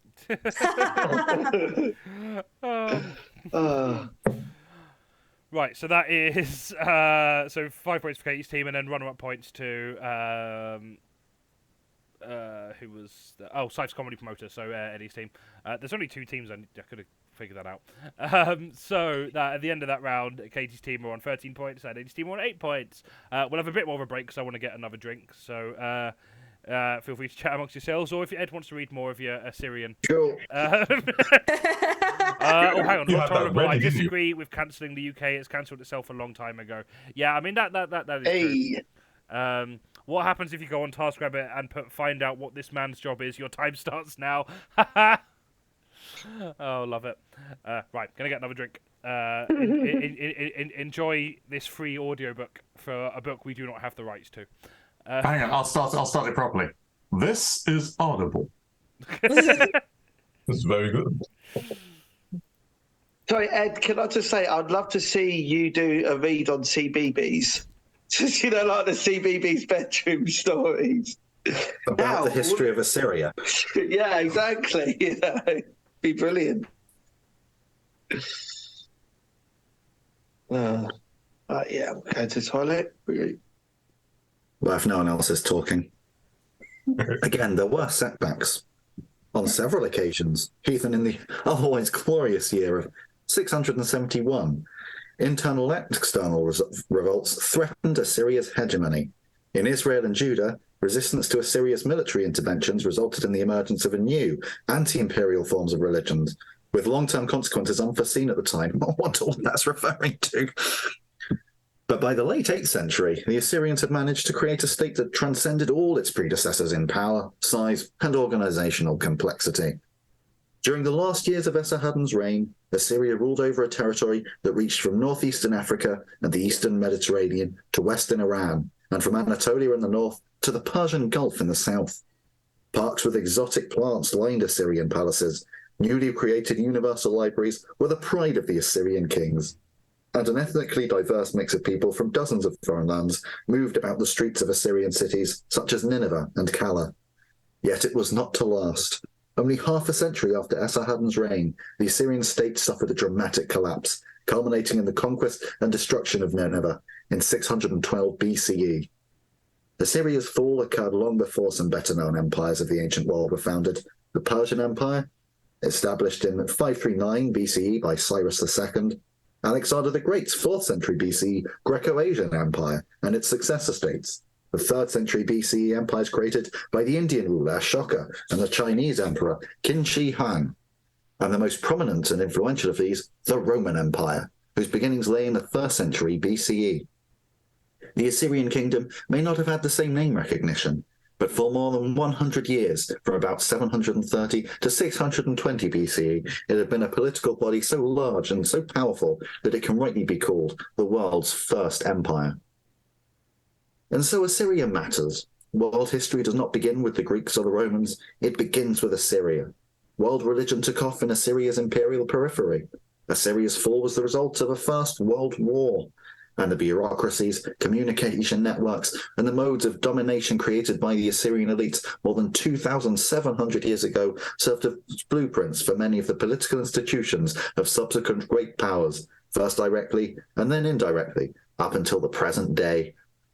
This book tells the story of the slow rise and glory days of this remarkable ancient civilization, of its dramatic fall and its intriguing afterlife. I kind of hope that there are people just tuning in now who have no idea what this is and just find empty screens and then just me reading from a history book. No one's interrupting me, so I'll just crack on. 2 centuries ago, for a moderately educated citizen of the West, Assyria was both much better known and much more poorly understood than it is today. Nineveh was then a household name for most people.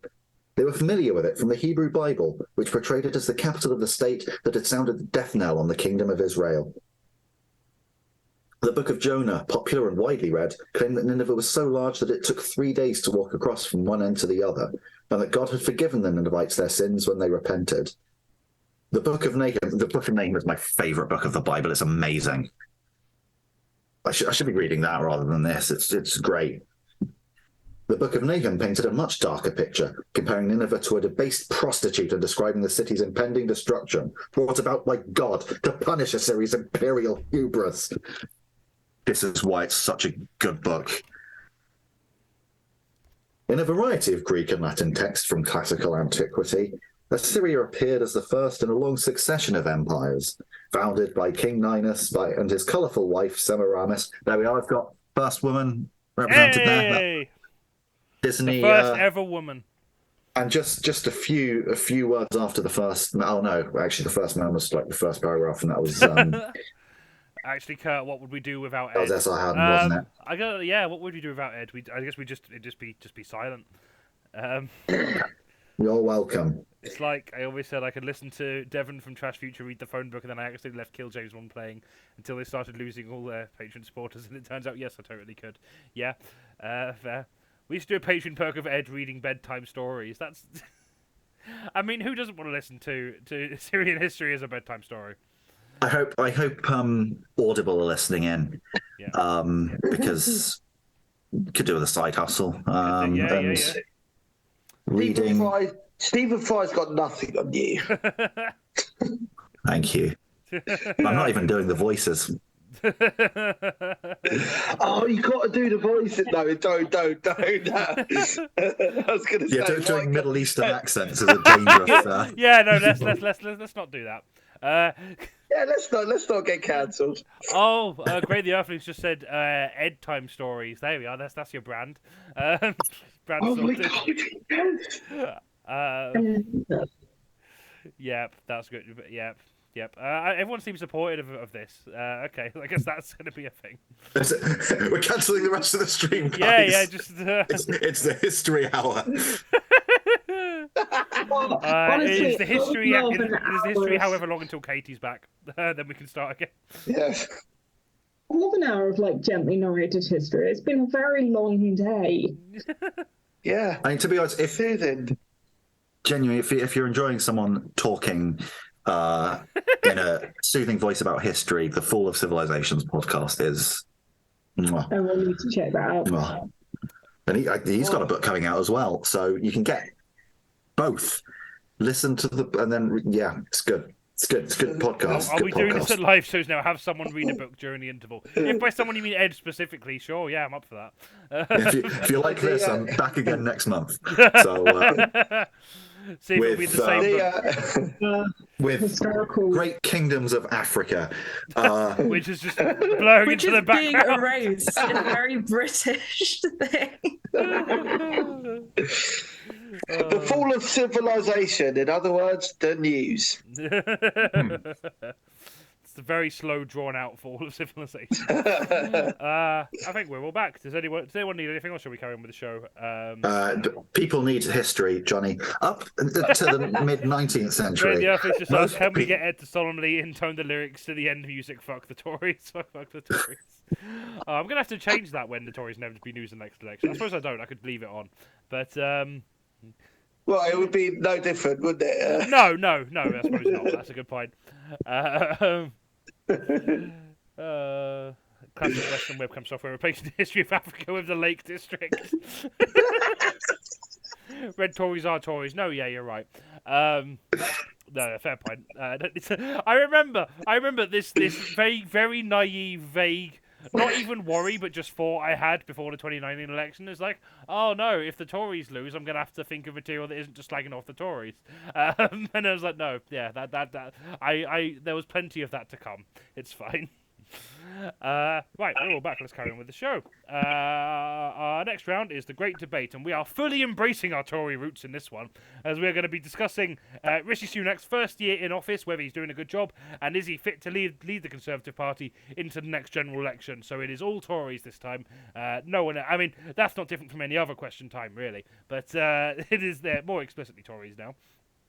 So we have got to discuss the scorecard of Rishi Sunak.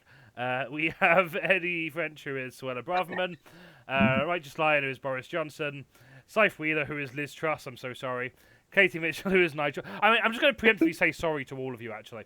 Katie Mitchell is Nigel Farage, Ed Woodrow is the swing voter, and Mark Nicholas is Rishi Sunak himself. So thanks all for joining. So first of all, kind of opening statements. We'll start with Rishi himself, actually. Do you think you are fit to lead the Tories into the next general election? Are you doing a good job? Well, I have just defeated an iceberg lettuce. So firstly, there should be no other reason not to vote for me. Yes, I may be brown, but as you can see clearly, I appear white in my ideology and my presence. Yes, I have a wife that funds this party, this country. She funds the country and siphons most of the money for me and her to distribute unequally to all of you. But the unequal wealth, and 350 million, I can see it clearly in my mind's eye, in my wife's bank account. And do you know what? Boris won us the election I will win us no elections, but it's important. It's important to be optimistic, and this is what I bring to you. I will make our country green, and when I say green, I mean destroy every home ever in the country. It will just be all It will be all landfill. It'll be the mixture of green and brown and just waste. So just to say, so people will want to be deported. They will want to be deported. That is our policy. We want to make this country so unbearable that they'll jump on the boats and drive them themselves. And I don't know how long this bit needs to be. I'm not prepared for speech. There is no specific time limit. That's plenty. But yeah, that is plenty enough of Rishi, your Prime Minister, your saviour, Sunak. I thank you. Oh, powerful statement. Let's have a look at some other some of your predecessors actually. Liz Truss, do you think Rishi is doing a good job as Tory leader? Is he fit to lead them Is he fit to lead you into the next election? Absolutely not. And can I just say that defeating an iceberg lettuce is no kind of argument. It is a very difficult thing to defeat. The challenges of facing down various vegetables in the chiller aisle cannot be overestimated. So there's that for a start. And secondly, Rishi says he's going to give you tax cuts. He's not going to give you tax cuts. I gave you tax cuts. And that worked great. You just needed to be braver and try it for longer. But he says cuts. I delivered cuts. I lost my Home Secretary and my ministers and my advisors all in like the space of like 2 weeks. Think how many salaries that saved just from the day that I started in office. I deliver on what I say I'm going to do, starting at my very front door. So Rishi can't give you that. You know, people like him too much. They like his money too much, and that shows with the polling. I agree. So, no, he's not fit. The country needs to roll back and come and give me, Liz Truss, a second shot. Think of it as Liz Truss 2. Too fast, too furious. Elizabeth II. Beautiful. Thanks very much, Liz. We've also got Boris Johnson here. Boris, what also a predecessor of both of the aforementioned speakers. Do you think Rishi Sunak's doing a good job? Is he fit to lead your old party into the next general election?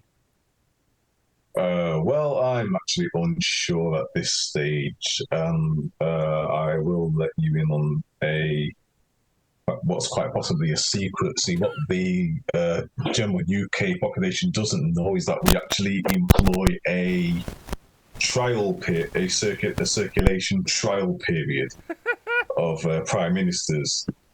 Now, Liz Truss did it. You went to let go. Rishi, on the other hand, is really milking his trial position as prime minister, and I'm worried he may succumb to the entropy, which fortunately Liz Truss was classy enough not to succumb to. You know, 42 days in, out, bish, bash, bosh. But the boy Sunak, on the other hand, he may have ideas of his own, not necessarily good ideas, or not necessarily original ideas. I'm going to say original, I mean absolutely beaten to death, known to everyone except for Rishi ideas. As well as the whole Manchester Airport tram debacle, he's now also planning on opening a chain of McDonald's. Which I'm not so sure. I don't think anyone actually has the balls to tell him. We'll let him figure it out for himself.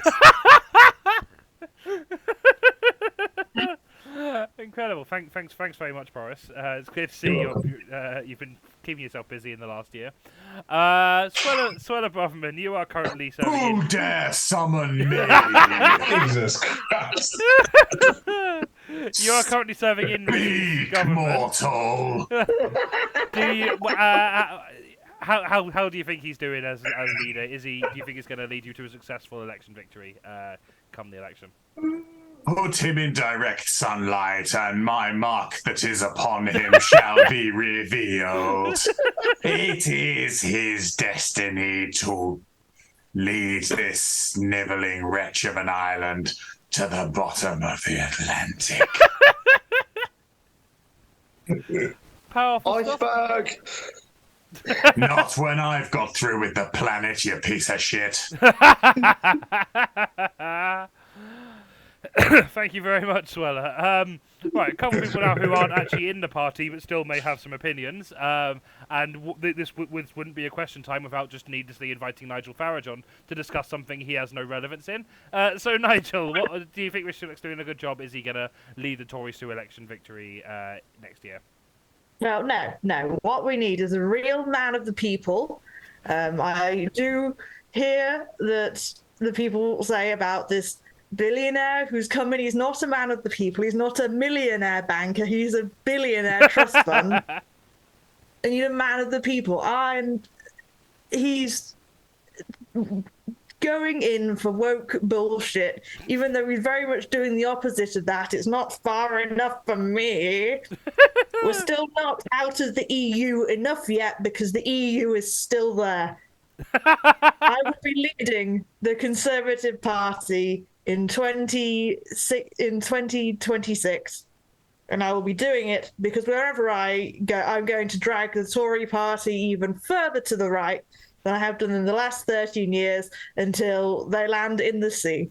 And there's nothing that could possibly go wrong with that. Compelling stuff, thanks very much. But this would all be meaningless without hearing from the people itself. So we have got a swing voter from an unspecified constituency. Ed, how do you feel Farage is doing as a Tory party leader? Do you think he's going to secure a victory in the next election? Well, speaking as a swing voter, there's a joke coming. Hang on. As a swing voter, I'll be voting in the next election. Punchline's coming closer. As a swing voter, I'll be voting for the swings in my local park. Please invite me back, Jonny. No, I mean, as a swing voter in seats like Bury North and Reading West and other such bellwethers, well, that's under the old boundaries, but I think what this string could do without is a long rambling talk about the boundary changes. Wouldn't you like you to be long and I rambling? can get the new maps up for you if you want, but I feel... Yeah, I mean, I just every time the election comes round and swing voters like me have the really tough choice between the party filled with pantomime villains or the other like what do I vote for the people who repeatedly put children into poverty or not? It's a really hard choice, I find. Do I vote for the party that sold off basically every public service in the last 30 years? It's a hard choice to make. Or do I vote for the lovely old guy in 2019 who said he'd make everything better? It was a hard choice for me to make. It's so we'll have to see. Well, SAETH's gone. It's a good thing I didn't bring the map up, or you'd all be gone. I think you just alluded to Jeremy Corbyn and Liz Truss just evaporated. If only it worked like that. Hear that name. Okay, well, we've had opening statements from everyone now, so I guess kind of an open question. But why do you think the Tories have been losing so many by-elections recently? Do you think they're not resonating with the people? I think we're resonating with everyone. The problem is everyone is so sick of the Labour Party, they can't see red. They walk outside their home, they'll see red. They'll see a red car and they'll rush back inside. That is why they're not voting for us. because they see red everywhere they go. Yeah. So that is why they're not voting for us. Has anyone else got any comments on that? Plus, they're still waiting in the NHS. They can't get to the ballot box and they're still getting an appointment. And that is what we pledge to continue. Anyone else got any input on that? The reason that no one's voting for the Conservative Party is because I'm not leading them. It's quite clear that good and sensible Conservatives are rejecting the trendy wokery, these by-elections. We're protecting our children from the LGBT community. We're going to indoctrinate them our way, not their way. Straight elections for a straight country. Bravo.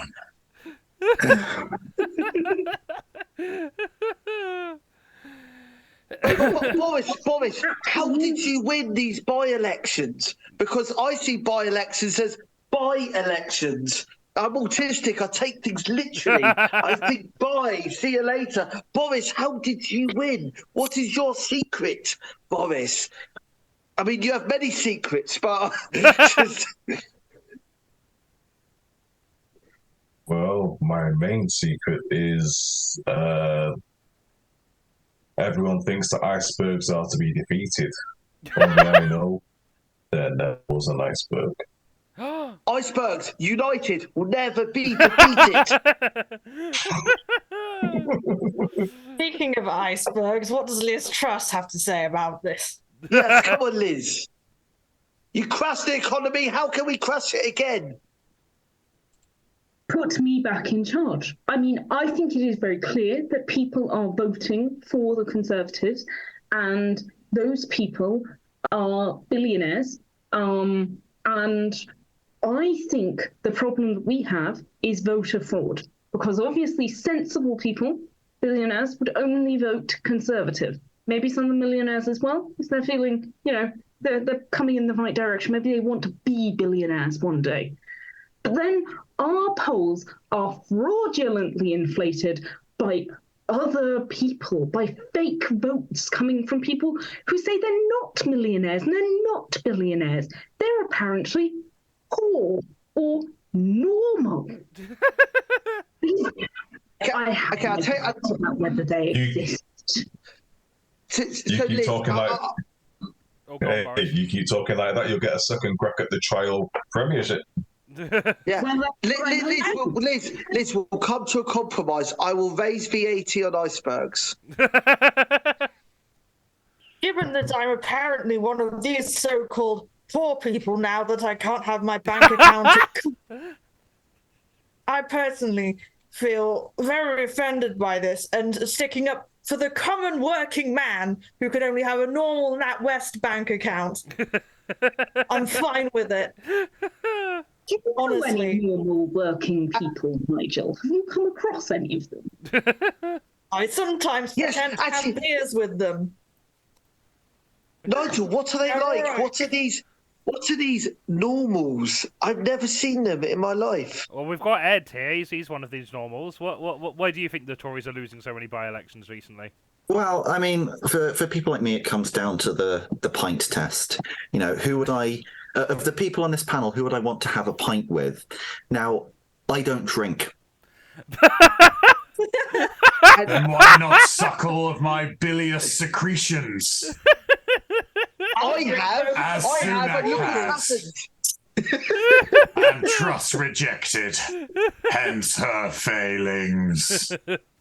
I told you that I would have a look as soon as you presented me with a full list of allergens that were contained in your bilious excretions. You said you didn't want it because it was imported, and that was a disgrace. You are imported, are you not? I'm going to say that did hurt my feelings more than a demonic entity would expect. Well, as a demonic entity whose true name can banish it back to its own dimension, I should know that words have power. And I'm sorry I didn't see that before. I I heard everything, all right? I heard house prices, I heard jobs, I heard sales of iceberg lettuces. Your feelings should have been, you should have had warning that was going to happen. I just walk in the world of men spreading discord. I can't think of everything. Well, try harder. Okay, well, You're right, Liz. I'm very sorry. I've just noticed it's like 5 minutes past 10, so let's start wrapping this up. Okay, so I think last kind of question. What does Keir Starmer and Labour have that Sunak and the Tories currently don't? Open question to the panel there. They are something called Homo sapiens. They're humans. I haven't heard of this before. Yes, I think they're human beings. They have something called a conscience. Maybe it's a small one, but but they still have it. I don't know. I've not heard of these terms before. I visited Starmer Oh God! in the twilight between wake and sleep, and I saw his soul, and he has something Sunak does not. A shiny Charmander. But his mum won't let him bring it out, but I've defo seen it, so Sunak can shut up. I have a Bulbasaur. That's all. I have a bulb. It's bright. You will hold your tongue in my presence, Starmer. Sunak. Both of you. I can't tell the fucking difference anymore. How I've used my tongue on you is irrelevant. It does not matter. He says that to everyone. I'm amazed at how my feelings are being hurt this hour. I really wasn't prepared. I'm just surprised Boris hasn't impregnated all the women on here just by looking at them. I'm really surprised at that. Just Liz Truss. I was going to say, you're saying all the women on here, that's just Liz and Sweller, I think. Yes. And he's definitely, he's definitely knocked one of them up. And that is the Tory way. We build a political dynasty. And you know what? I don't even care which one. I'll flip a coin and I'll be happy on which one it comes. The best way to seduce Liz is just to give her a BLT and hold the L. That's the... Okay. Oh, baby, you always got to hold the L. Okay, Nigel, how do we beat Starmer? Do you really think a bacon sandwich would swing the way I vote? It's literally never happened. Pork markets! She invested in them, we'll continue them. We import 2/3 of our BLTs. That is a disgrace. I heard we're also importing LGBTs and possibly CBBC. TBBs. Let's not forget those. Too many Bs. On the rest of the acronyms as soon as I find out what you mean. I think Boris is disconnected. Okay, well, quick closing statements then. If not Sunak, who would you ideally have you representing your party, the Tory party, in the next election, if not Sunak? We'll start with you, swing voter. Who would be your ideal Tory candidate?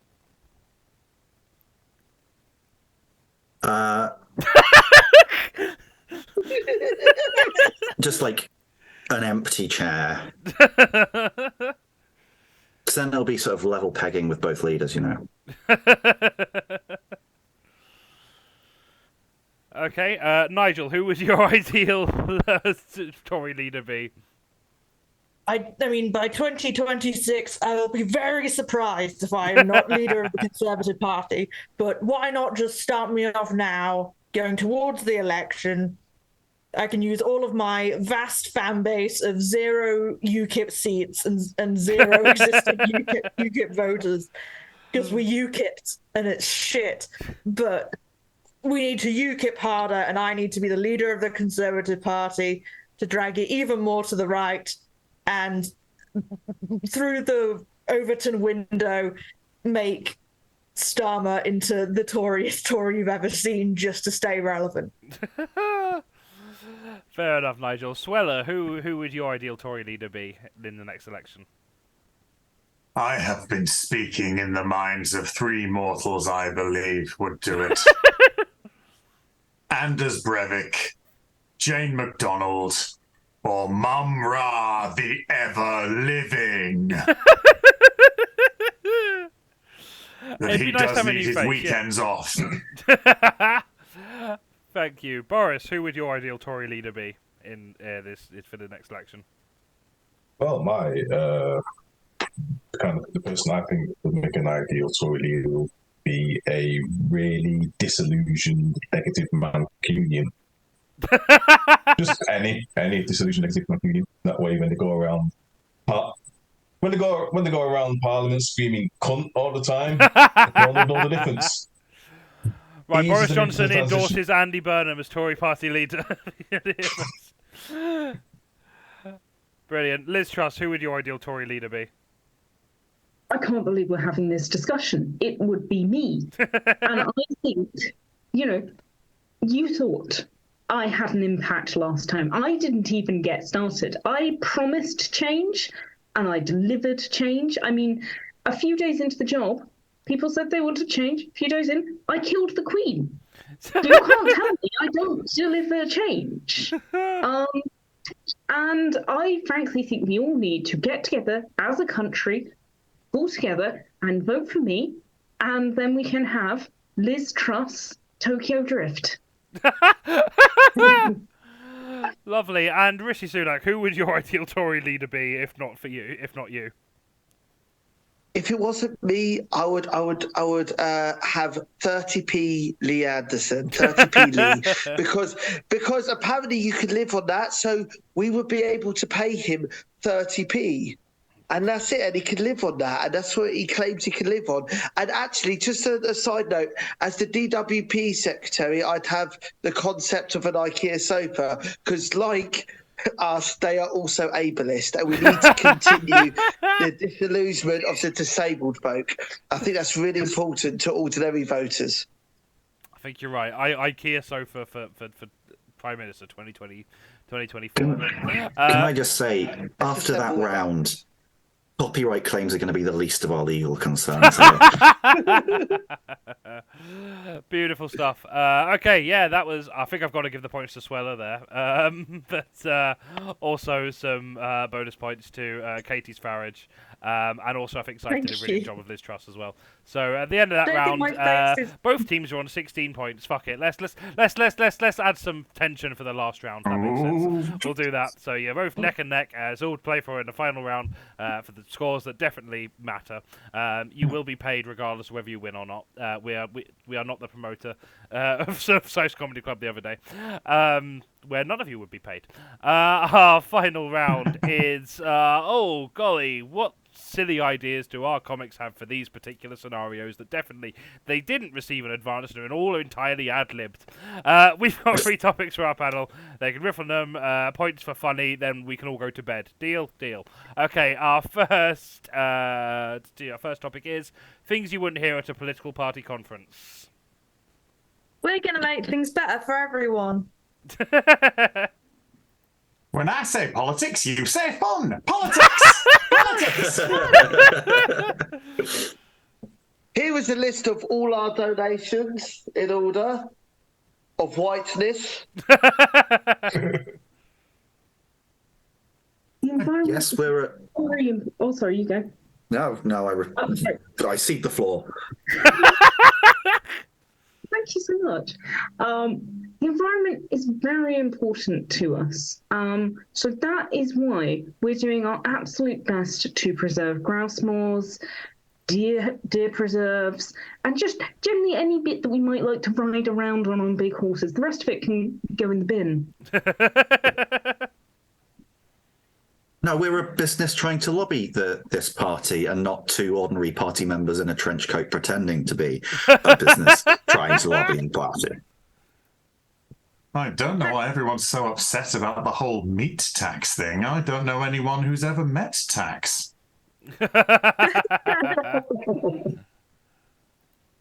We can announce today a referendum on the de-investment of pork markets. High five, everyone. Booking Top Loader was my idea.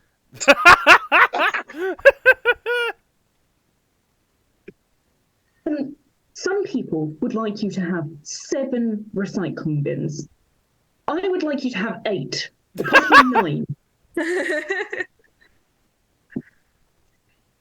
I mean, we all feel strongly, but I think the other side are doing really great. So a big round of applause for them right now. I'm not racist, but... Some people want you to have 8 recycling bins, but at the Tory Party, we don't think that poor people deserve that much floor space.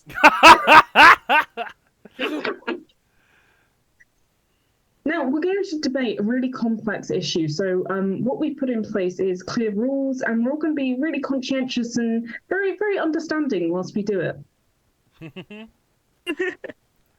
Say the atmosphere here in the Midlands Hotel, Manchester, is electric. It doesn't seem like they're having more fun in the march outside at all. In fact, if you all look under your chairs right now, you will find a share in arms dealers, and you get an arms dealing share, and you get an arms dealing share. Any more for that one? So, Liverpool bought you the glitter bomb, and Brighton will bring you the... Fucking hell. Look, all I'm saying is perhaps perpetual, unending, constant, increasing growth. It might not be sustainable. Like, just physically, like, you can't just have economic growth forever. Where is it going to grow to, and what's it going to grow out of? Like, we know we like it when the numbers go up. That's basic humans, but like, for real, like, it doesn't make any sense. We're just gonna mute Katie's mic for being too woke there. Sorry about that to all of our Tory watchers. Even lobsters die. Now, lobsters are an interesting thing. Okay, next one. Bad GB News presenter auditions. I am woke. Oh, Mark, you stole my one. I was going to go, hi, I'm Katie Mitchell. So, how do you think the country ended up like this? I think it were all the bloody rocks, do you? Yes! I think they're actually quite fond of sock puppets. So. Oh, you're quite right. I got online. Was that one for you going to say something? I was not going to say something at that particular moment. Oh, okay, sorry. I thought you started talking something. My bad. I thought I'd get me own television programme, what with all me naughty sexings getting me in bother again, me lad. Okay, I'll present your GB News programme, but only if I'm allowed to talk in front of a backdrop of a famously beautiful part of the country and read from time to time from historical books, and then I'll present your programme. Is that all right? Yes, Thank Neil Oliver it is. Welcome to GB News. Here are the facts. And welcome to GB News. We go live to the Green Party Conference. Welcome to GB News. Here is a female journalist that I would actually fuck. Fucking hell. Now, according to Wikipedia, you have a shiny Charmander. Now, how do you think that makes you relatable to the voting public?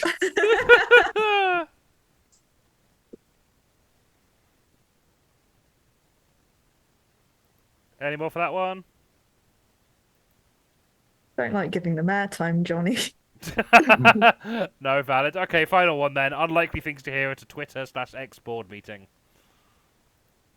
guys, I think it's actually going really well. Guys, I'd like to propose a change to Twitter X. I'd like to call it, may I present Dickopedia? If you're happy and you know it, clap your hands. Right, all the inactive Twitter. You go to Africa. Scythe, you go first. Okay. So, does anyone think that, okay, letting the white supremacists back on might have been bad? Go on, Katie. All I'm saying is everyone who's gone to Threads and Mastodon and Blue Sky we take their inactive Twitter accounts and hack their computers with them and use them to mine Bitcoin. Because I've lost 40 billion on this site and I've got to make the money back somehow. Tell me where it says we can't charge for every word that isn't a slur. Okay, guys, think. We need to attract the demographic that understands nuance. You know what, guys? I'm really sorry I've messed this one up. Okay, guys, here is the latest budget report in 150 characters. I'm just saying, I think we could rename them fash tags.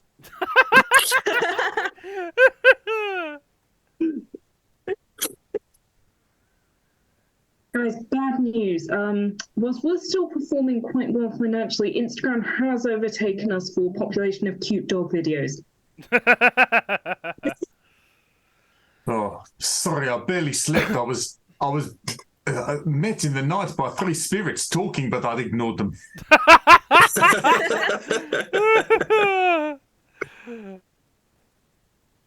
Okay, any more? Shall I? Yeah, I've got one. So my first question was, how did you get onto my property? Don't you know who my dad is?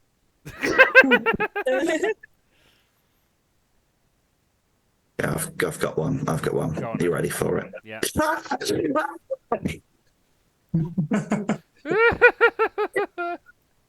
Elon phone home. Fucking hell. Okay, if that's all of them, I'll start calculating the final scores. And by that, I mean I've already done a spreadsheet that's done that, but I'll put them manually into OBS because I'm not smart enough to get it to auto-pull through. But while I'm doing that, thanks so much to all of our guests. Thank you all for watching and sticking around, even though we overran by like half an hour. Thanks to Sam for creating all this OBS templates, which this wouldn't be possible and thank you to telling me that my mic was off this time, rather than that last stream where I was just silent for an entire round and I didn't notice till the end of it. Right, I'll get the final scores up and ready now, so talk amongst yourselves while I do that. Or don't, it's fine. You can't talk while team's winning. Go on, Ed. Missing from the picture were the voices of the ancient Assyrians themselves.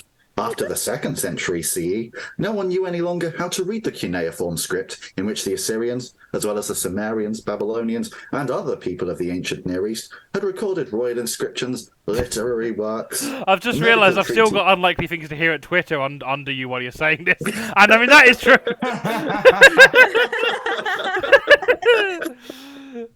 Right, I've got the scores up. Are we ready? So yeah, thanks you all so much for watching. Please do donate if you are able to, and if you want to support this night, this club, you can do so via Patreon, PayPal, or by subscribing or cheering on Twitch. We stream usually twice a month. Occasionally we do more than that. So we've got this stream, which is once a month, and then we've got our live recordings, which are usually the 3rd Monday of the month, although the December one when we get to that, will be the second Monday of the month. But I mean, if you're following us on socials, you'll know this anyway, or you'll keep up to date with that. So do follow us on socials if you're not already. I'll put them in the chat as well. Thanks very much, Katie. I just realised you did that ahead of me. Appreciate you. Appreciate your work. You're not getting a bonus point, but I appreciate you anyway. So at the end of the show, we've got Katie's team on 22 points, but just winning Eddie's team on 23 points. It's a very close one. That was still very proud of you both. You all did brilliant. In the end of the day, we all win because we all had a good time. That's lovely. It did. Think about yourself. Thanks so much for watching. We are next live with this show on the 27th of November with Bobby Jones, Kirsty Summers, Kath Marvelly, Ed Roworth, Scythe Wheeler, and Nathan Virica, where we'll be discussing the political events of November 2023, including Boris Johnson getting fired from GB News for accidentally stating a verifiable fact. Elon Musk donating $1 billion to himself to change X.com into I am a cool and funny guy and everyone loves me.com. And Keir Starmer says that war crimes are actually okay and are good and a vote for Labour is a vote for 100% more war crimes than we're currently seeing. Everything is terrible. See you next time. Bye-bye. Mwah. Bye.